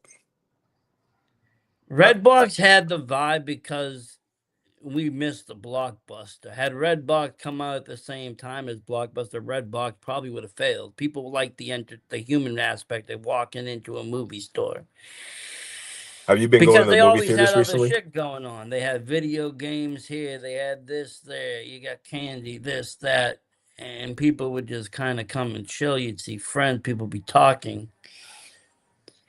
And again, Yeah. those release days, the PlayStation 2 release days, people be asking, when's this game coming out? When's that game? When's this movie dropping? What date we got that? And then being there, working there was the cool part because you get the screeners like months before, so you get to take home the version, Oh check it man, out, you and guys then you guys got to experience it early. yeah, I got to see it. I remember like when Castaway came out in those movies, I was sitting there and these movies would come out, I'd be taking them home and watching them. One of my favorite films I got to screen was Requiem for a Dream. I love that movie, but we got that movie early too. They just sent us a copy. I took it home. I was like, wow, this is a really good film. It had a beautiful soundtrack, good story. You But almost miss the days of bootlegging, right? That I do too. I've been through that too, where I'd be like chilling at a bar. There'd be some lady coming through with a box and just all these little white packages and sleeves, and each one had a movie in it, and that movie would work. And sometimes when I watched that movie, somebody got up in the theater because sometimes that would be how they filmed it. Otherwise, they would be a screener, or they Yeah, might be a foreign dialect in there or something. But I do miss those days too. yeah, yeah. That was me with pretty much all of anime, all of Dragon Ball Z back in the day. Hey. Everything bootleg.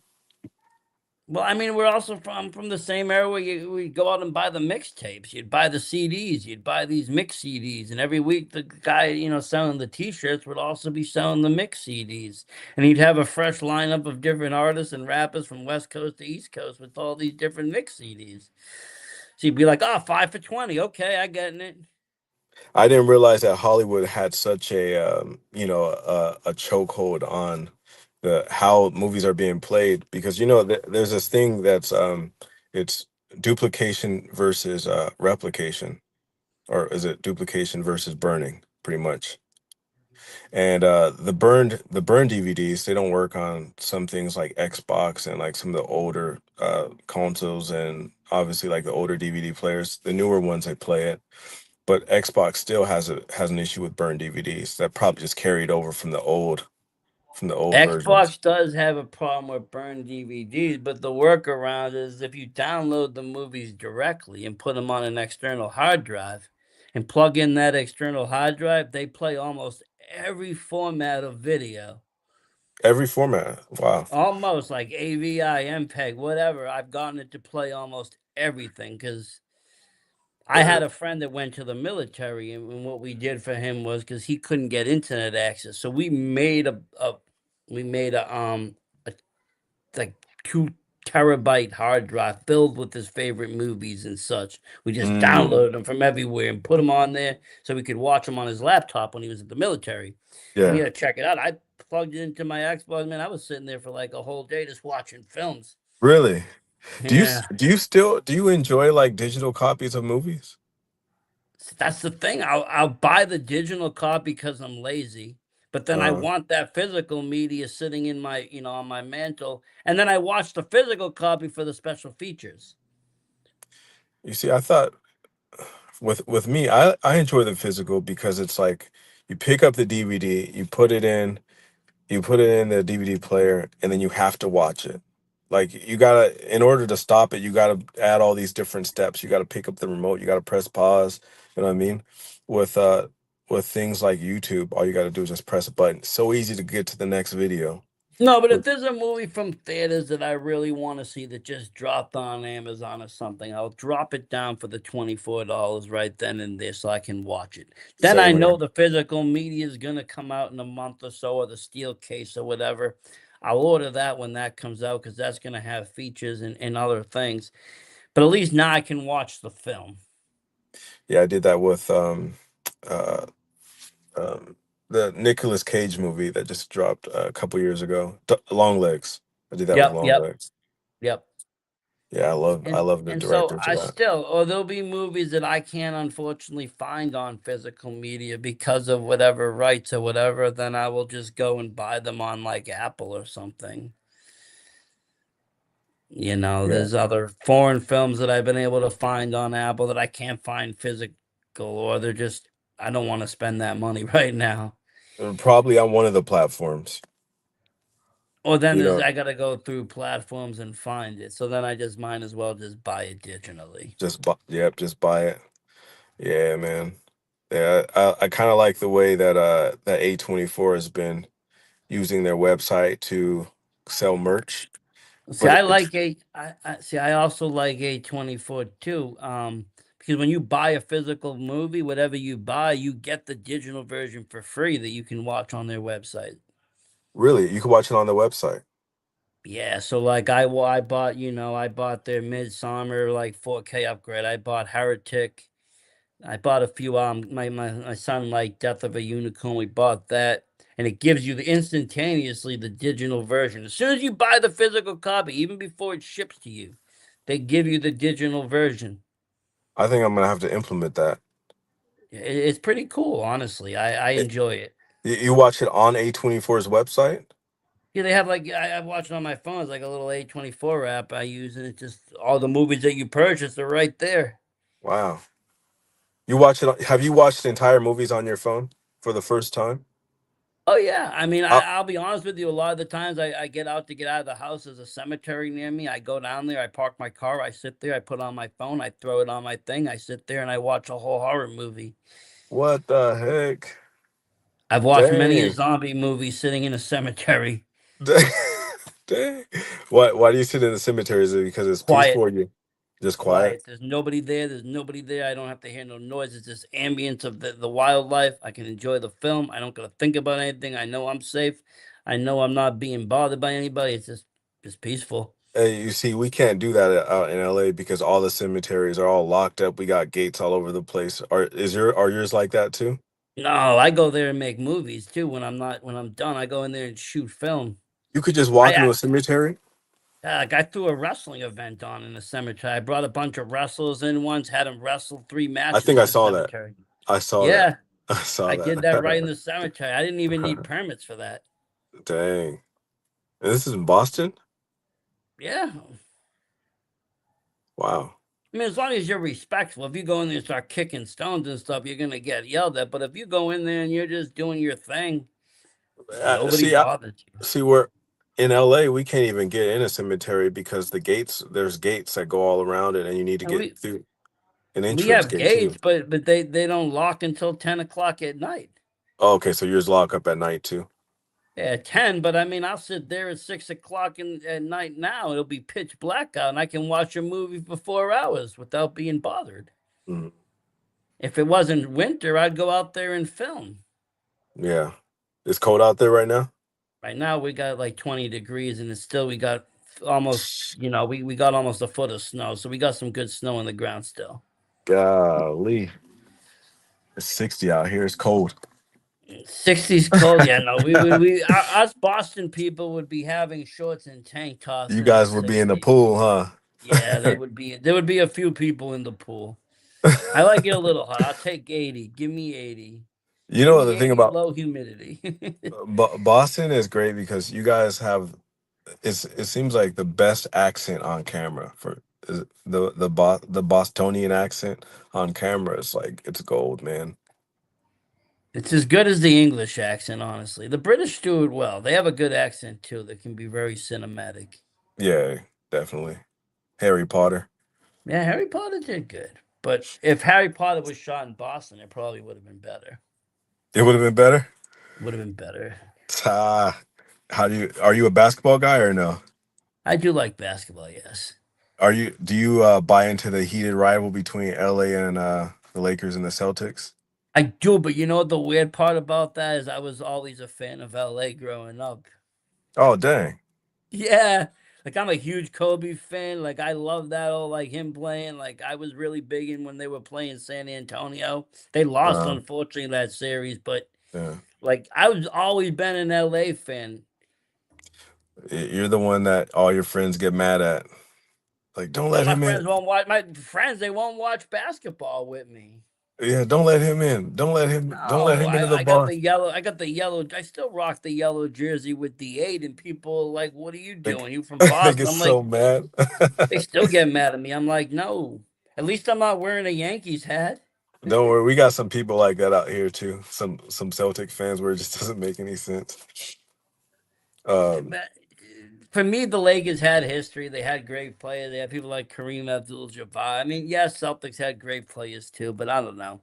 For me, Lakers just always was just the glitz and glass, and as they kept picking up people, I found that to be interesting too. is Taking it? people. Are we tied as far as championships right now? I think we are. I think that we are because Boston picked up one a couple years Yeah, ago. yeah. I mean, the Warriors might end up catching up at some point, huh? Well, Boston ain't gonna do anything now. They got broke and got rid of all their players. Yeah, I saw And, that. I and saw that. I was just like, why are you gonna do that? That's terrible. Yeah. At least the Uh, Patriots gave a good run. Pats gave a good run this year. I'll be happy with that. For a team that I didn't expect to even get to the playoffs, they did good. you guys got a great owner. That's what I think. That's what that is. I read his book recently, the Robert Kraft's book, and I always thought it was Belichick. I always thought it was Uh, Belichick, but it was probably Belichick and Brady. I think Belichick is he's so good. He didn't get the Hall of Fame, right? The first he didn't no. get first. What does that mean? That's crazy. Yeah, I don't get that. There's some politics behind it, something Gotta be. behind it where he didn't get in there because there's no reason with him having the record that he had that he wouldn't be in there, Yeah, yeah, you know. yeah. But You know what? I look at because I used to play football. When I look at football, I always compare football to cinema, and I look at the head coach, like the director, a lot of times. So I loved Belichick and how he ran the team and what he was able to do. And especially with the Patriots, I wasn't really much of a Patriots fan. I mean, obviously, I loved them, but I only liked them because Belichick. And then when Brady moved to Tampa Bay, then I saw the greatness. That was just literally just him. He had the ability to captain the whole team, kind of like a Tom Cruise would captain a set. You know what I yeah. mean? Like he had the ability to lift the entire organization. Well, But I speaking thought of Belichick was that football, guy. yeah, he was. I mean, I think he had an eye for it. A lot of these coaches they have an eye for it, and they can change the way the game gets played from within. And Yeah. that's what he did with the Patriots. They were on a losing streak and he changed the way that they played. Speaking of horror and football though, have you seen the movie Him? It was that like Marlon Wayans movie. I didn't watch it yet. I gotta check it out. I heard good things about it. What did you I think? I thought it was actually really good for what it was. I mean, it got a little wonky as most movies do, but again, this is untouched territory. No one's really done a sports horror film. It reminds me of Tom Brady, the movie. I will be there with that. They kind of put this player on a pedestal, and it's like, oh, there's Tom. It's Oh, the character's based off of Tom Brady? I would say somebody similar to that or somebody of that stature. Okay. Just because the character is, is the greatest of all time, is the greatest football player. Just, boom, boom, boom, boom, boom. And Did is you see it looking in for a theaters? successor. Did you see it in theaters? No, I saw its home release. I missed Home theaters. I release? saw its home release. What? Me and my wife watched that. That's I fun. c I can't get her to watch a lot of horror, but sometimes I can if it's a certain kind, I can pitch it the right way. I pitched this one as a sports thriller, so she went with it. Um, it was a little bit more of than a sports thriller, but it was definitely worth the watch. I wouldn't say it was terrible, especially because Marlon. I think Marlon does really good in both horror and comedy, and he's good at kind of blurring those lines Yeah. because he can put on this funny face but be a cold hard killer at the same time. Peter, what you see this what makes your wife not like scary movies? I didn't realize until recently that there's a lot of people that don't like scary movies She doesn't because like the feeling of the jump scare, being scared. She doesn't like for her, I think it's more the sounds, the stabbing sounds, not the sounds of the stab itself, but like the cinematic stabs and all these Mhm. loud noises that take place when the scenes happen, plus the yelling, the screaming.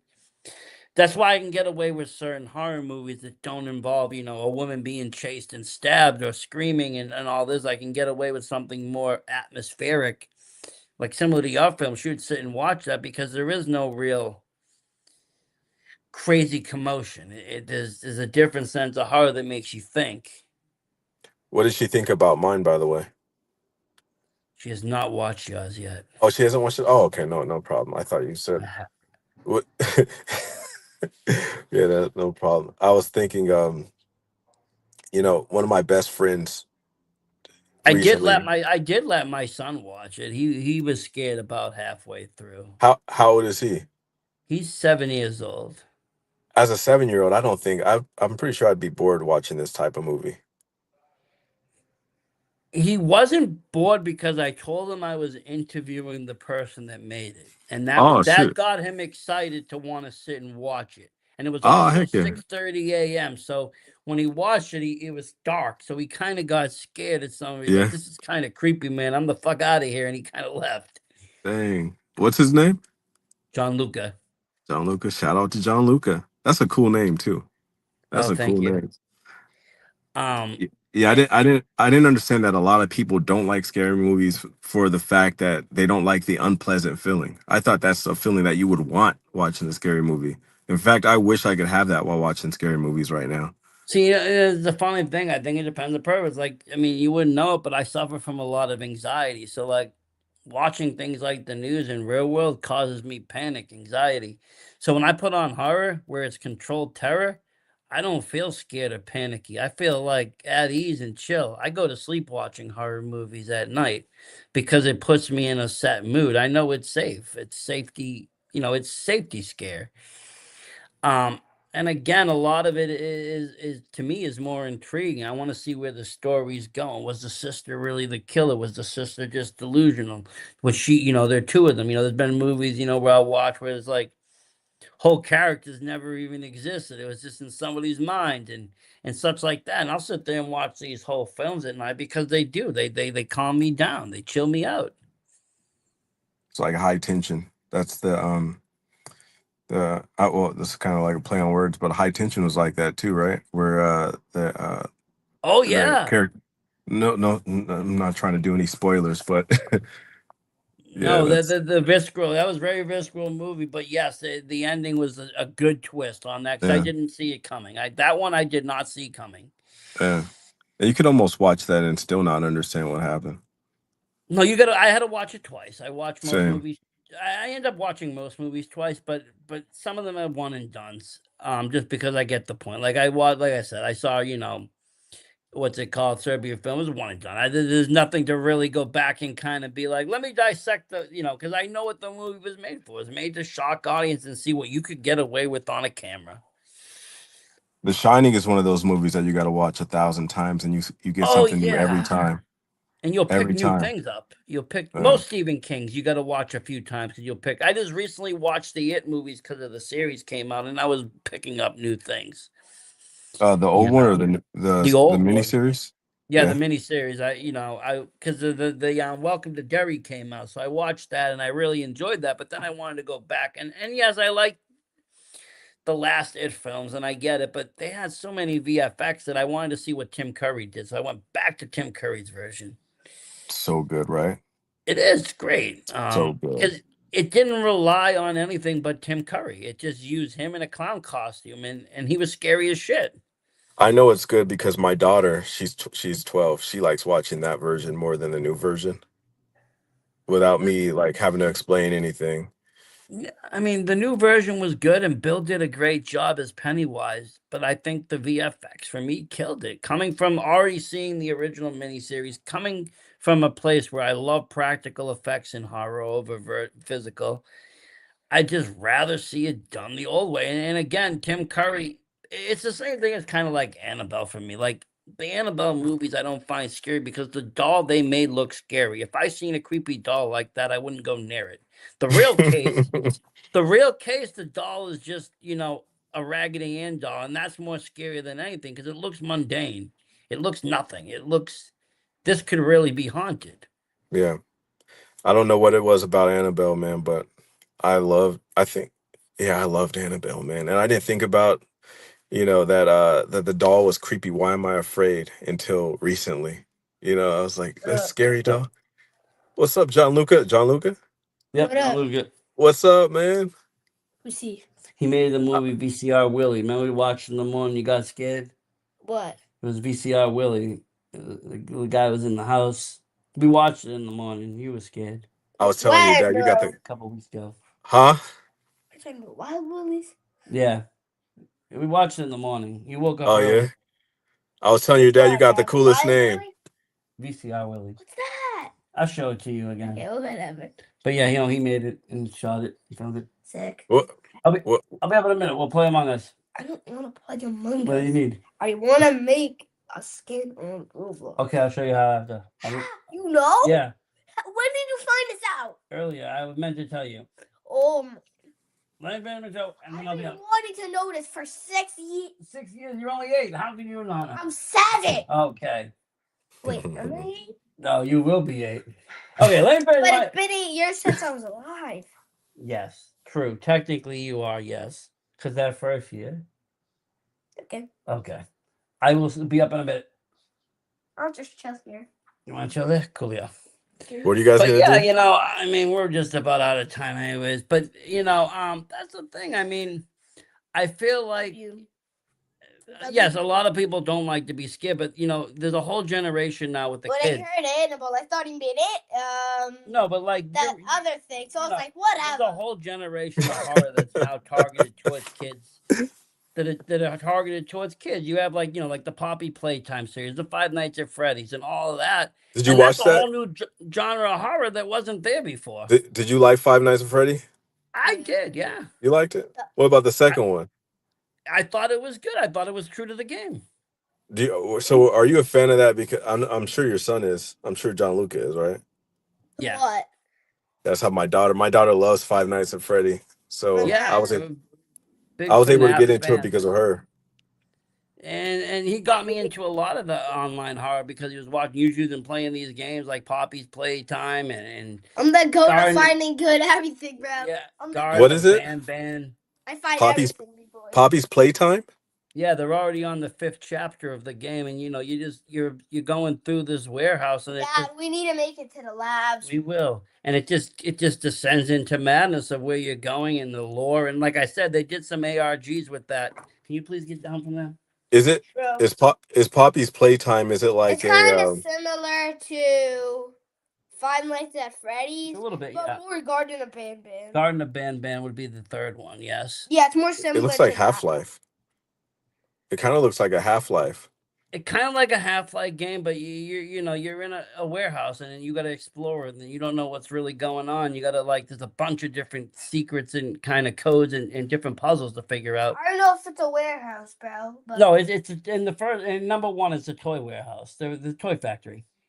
When did this game start? The game started what, like 2019 or 20, and it's on the 5th chapter. Oh, okay.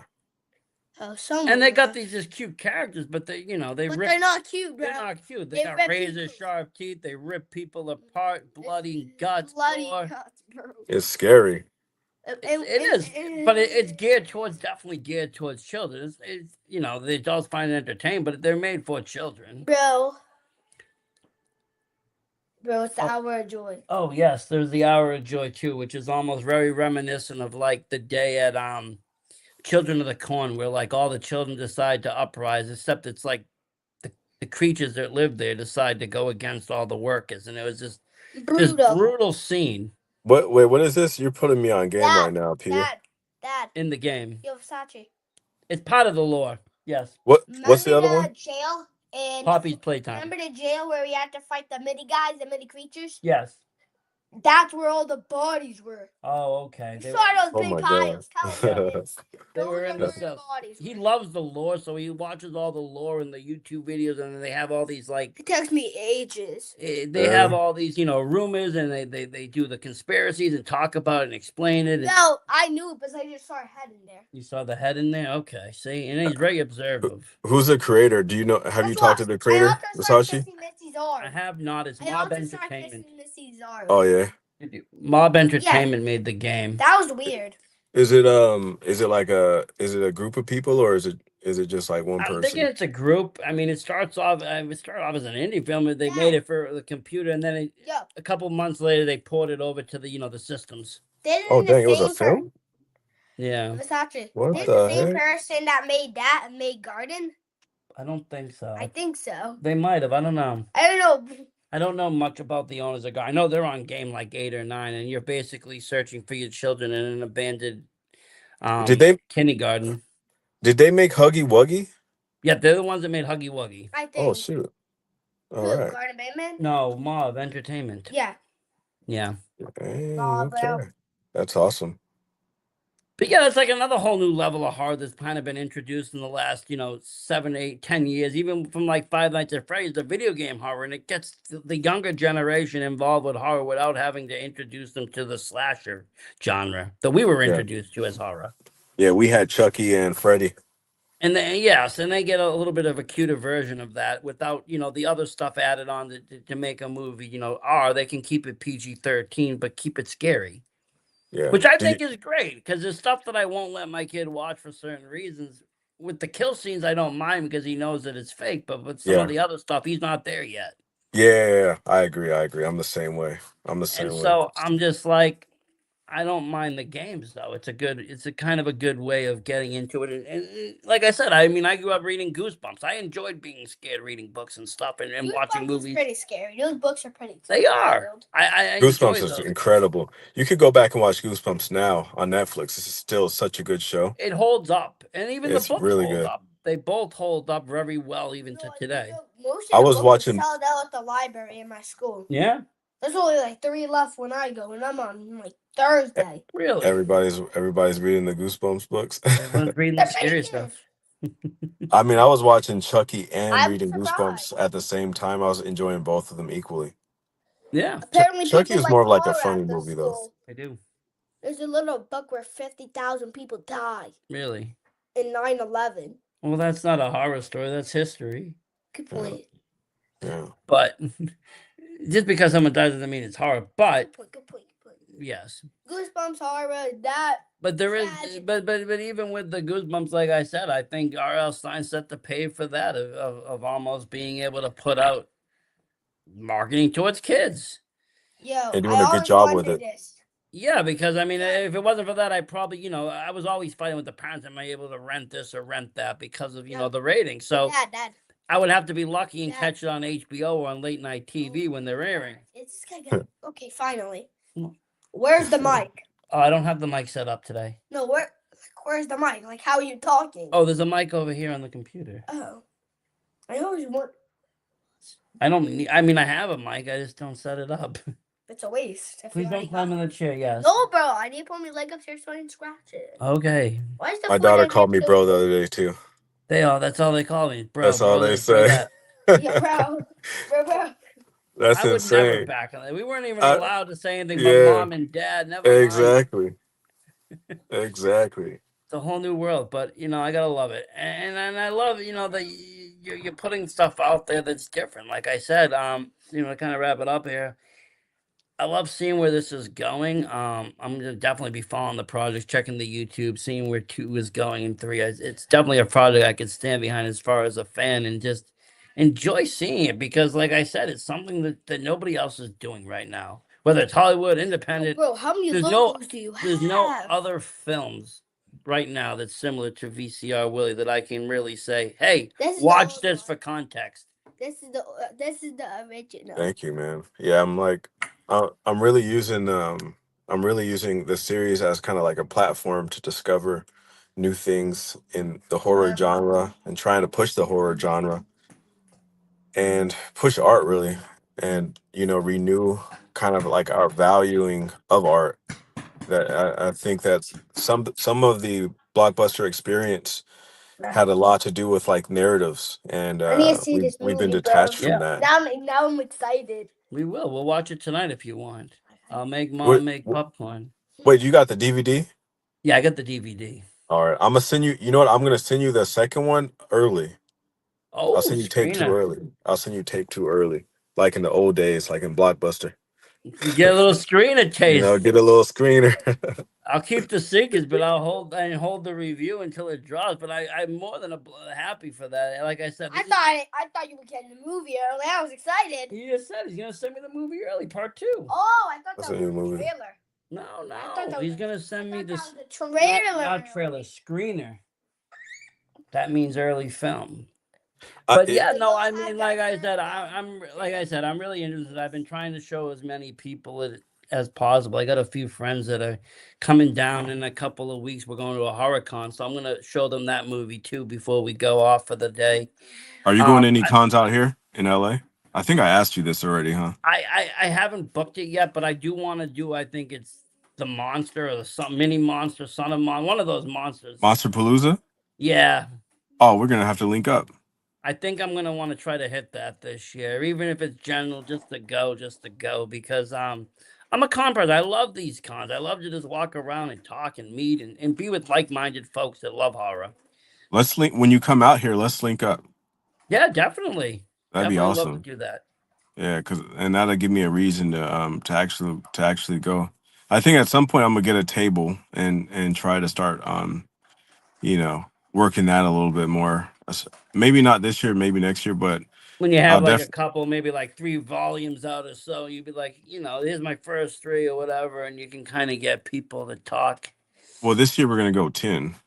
Are you doing 10 in a year? Yeah, so we're working on 3 right now. So we got 2, and at one point we were doing like the whole old school. That's awesome. But they're working. So Yeah. that's ambitious. I mean, that's 10 films out, but that's like you said, you're running this for what, another 3 years, 4 years?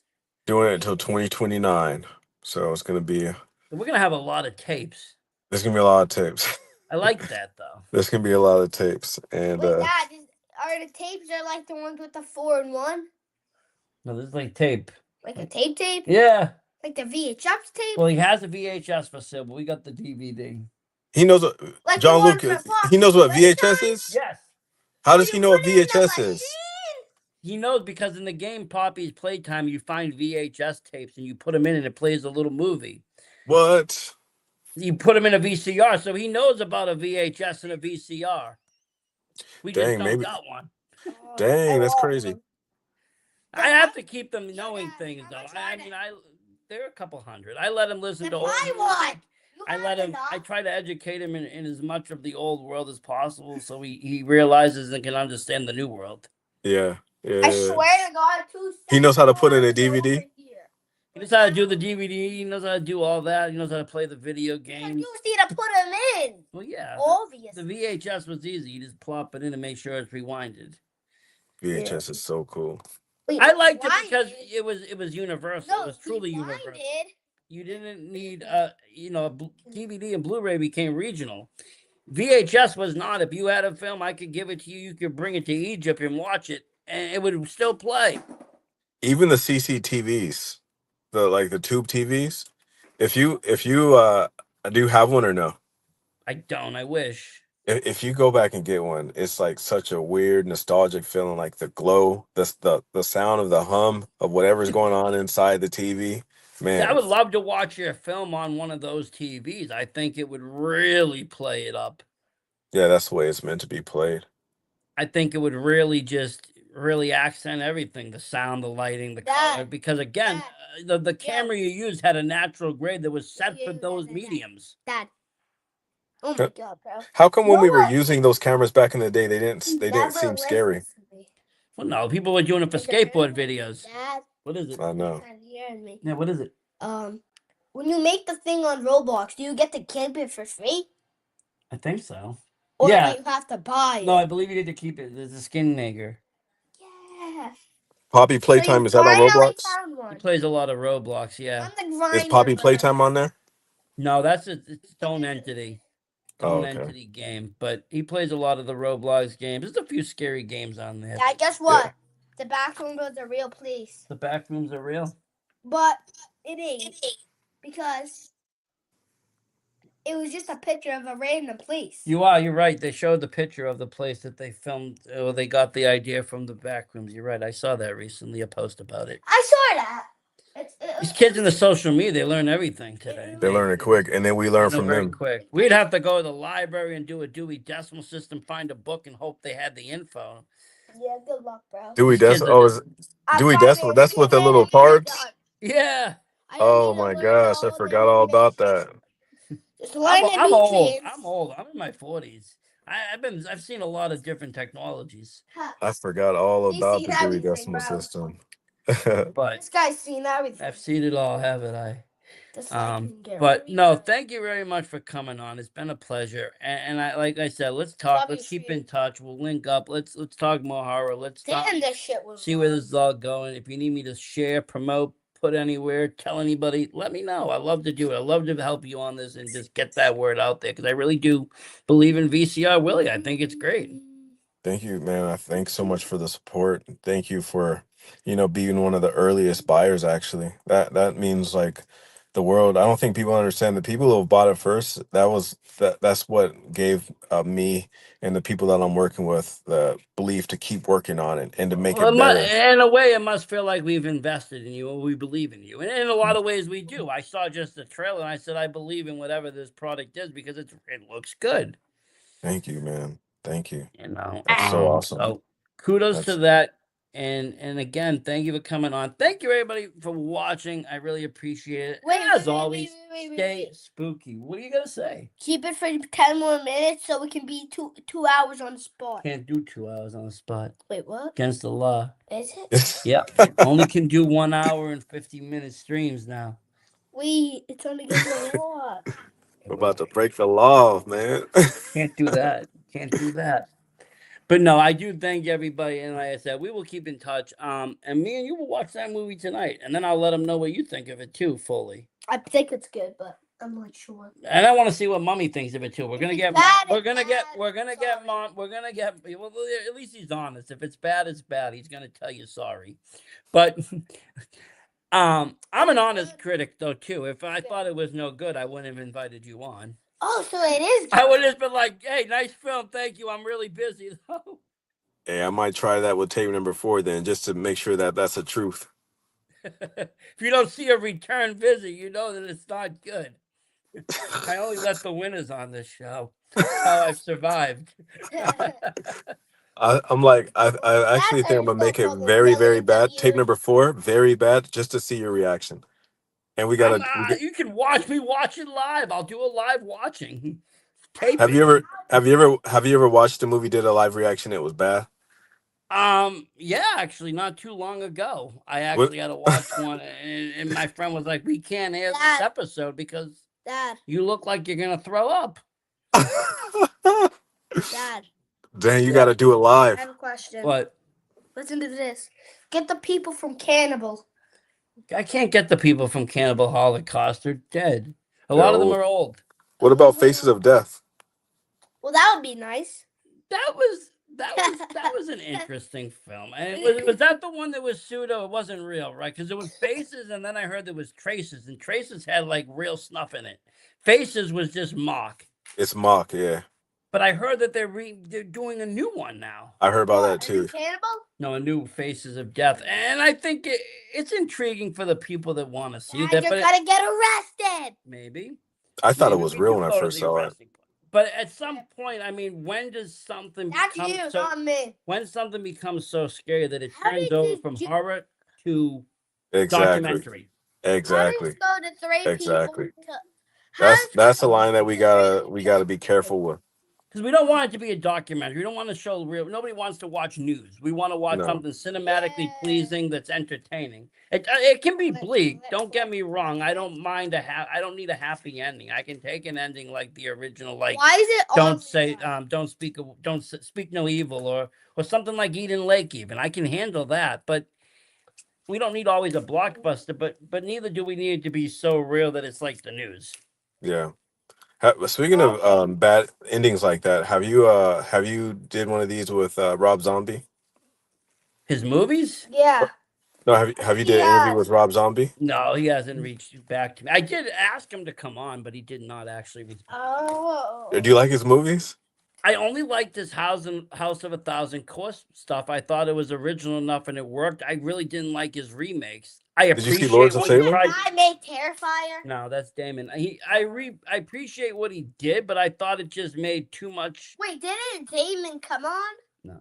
What about Lords of That- Salem? I don't I know. think you what would like it- that. Lords of Salem was okay. Anything but the Halloween franchise, because it made me feel bad for Michael and it changed the whole character dynamic and family. And it honestly, for me, it turned it almost into like a white trash story. Dang. Bro. You see, I like I like Oh my God. that first Halloween, but The that's first one, I like I said, I appreciate what he did because it was different. But then 2 it just killed whatever 1 did. I have to watch 1 and forget there's a Two of 2. what, bro? 2 was Halloween. super artsy. Halloween? Which was weird One for was it because way I didn't. better. 1 was so visceral, right in your face, especially like the unrated version. One was way Yeah. better. I loved one, man. Okay, can you go upstairs? I'll be right up. One was incredible. One was a movie, one of those movies that got me into movies a little bit. No, definitely, and then I think that's what I mean at the time. But I remember House of a Thousand and really falling in love with that.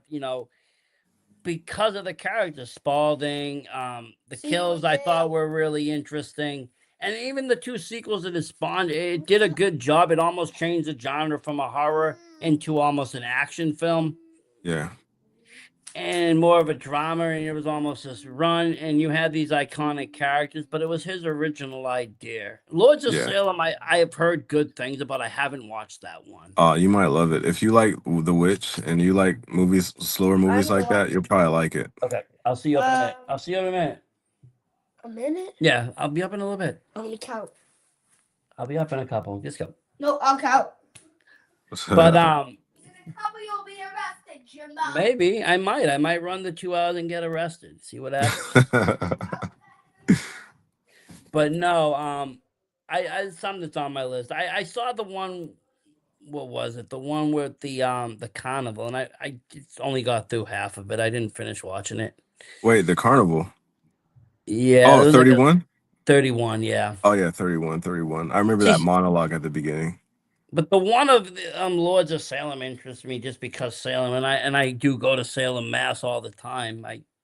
You might really like it. I You might might like really it like just for it. that fact. I like him as a musician, and I like I said, I just think that second Halloween it kind of tainted everything that he's done. What do you think about The Black Coat's Daughter? What is it? The Black Coat's Daughter? I haven't seen that one either. It's by the same guy that did Long Legs. Okay, I haven't. I've seen the one after Long Legs. Oh, I didn't see that one yet. I like that one, Okay. but I haven't seen the ones before. Okay.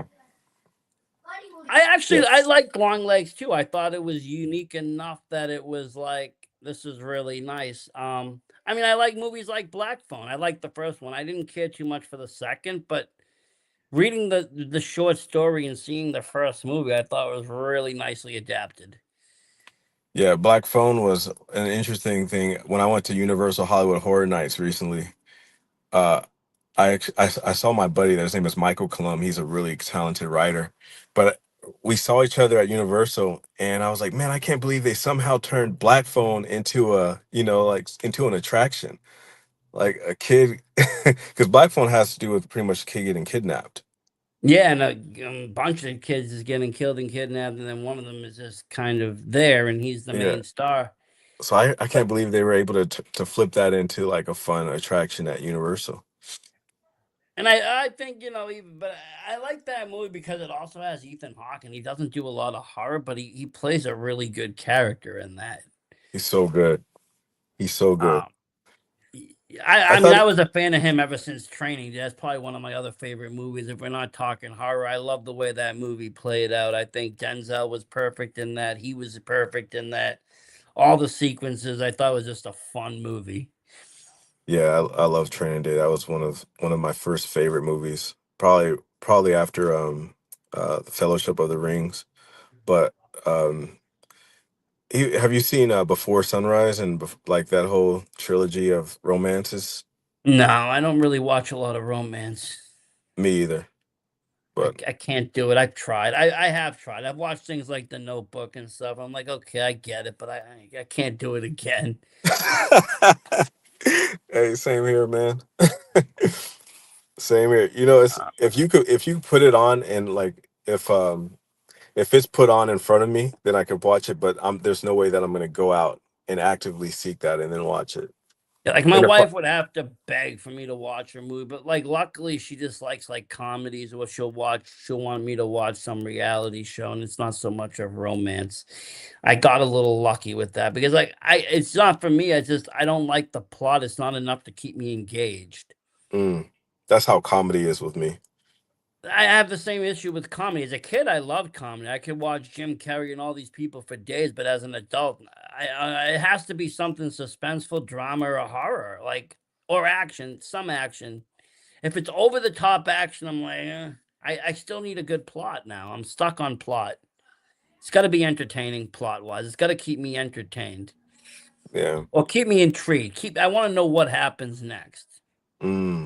Like your movie, I never knew what was going to happen next. So I have to finish watching it because anything could happen. We didn't know what was going to happen watching it. Yeah. I almost imagine it as like if this was early 2000 and you were able to do it, if you just made this and mass marketed the VHSs and just left these on park benches or somewhere and people picked them up and just randomly put it in and was like, what the fuck am I watching? It would have been amazing marketing.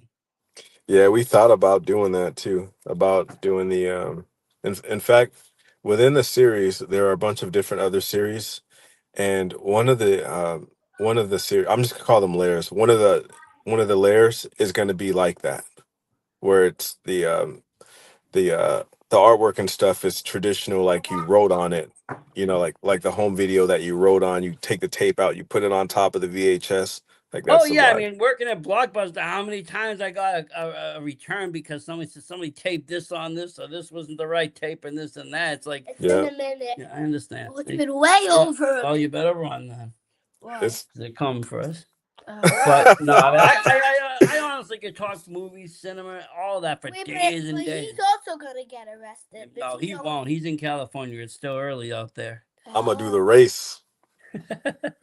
Well, thank you again very much for coming on. We will stay in touch. Thank you, everybody, for at home for Hope watching. your movie's good. It will be. You're going to love it. And as always, stay spooky, everyone. We're out of here.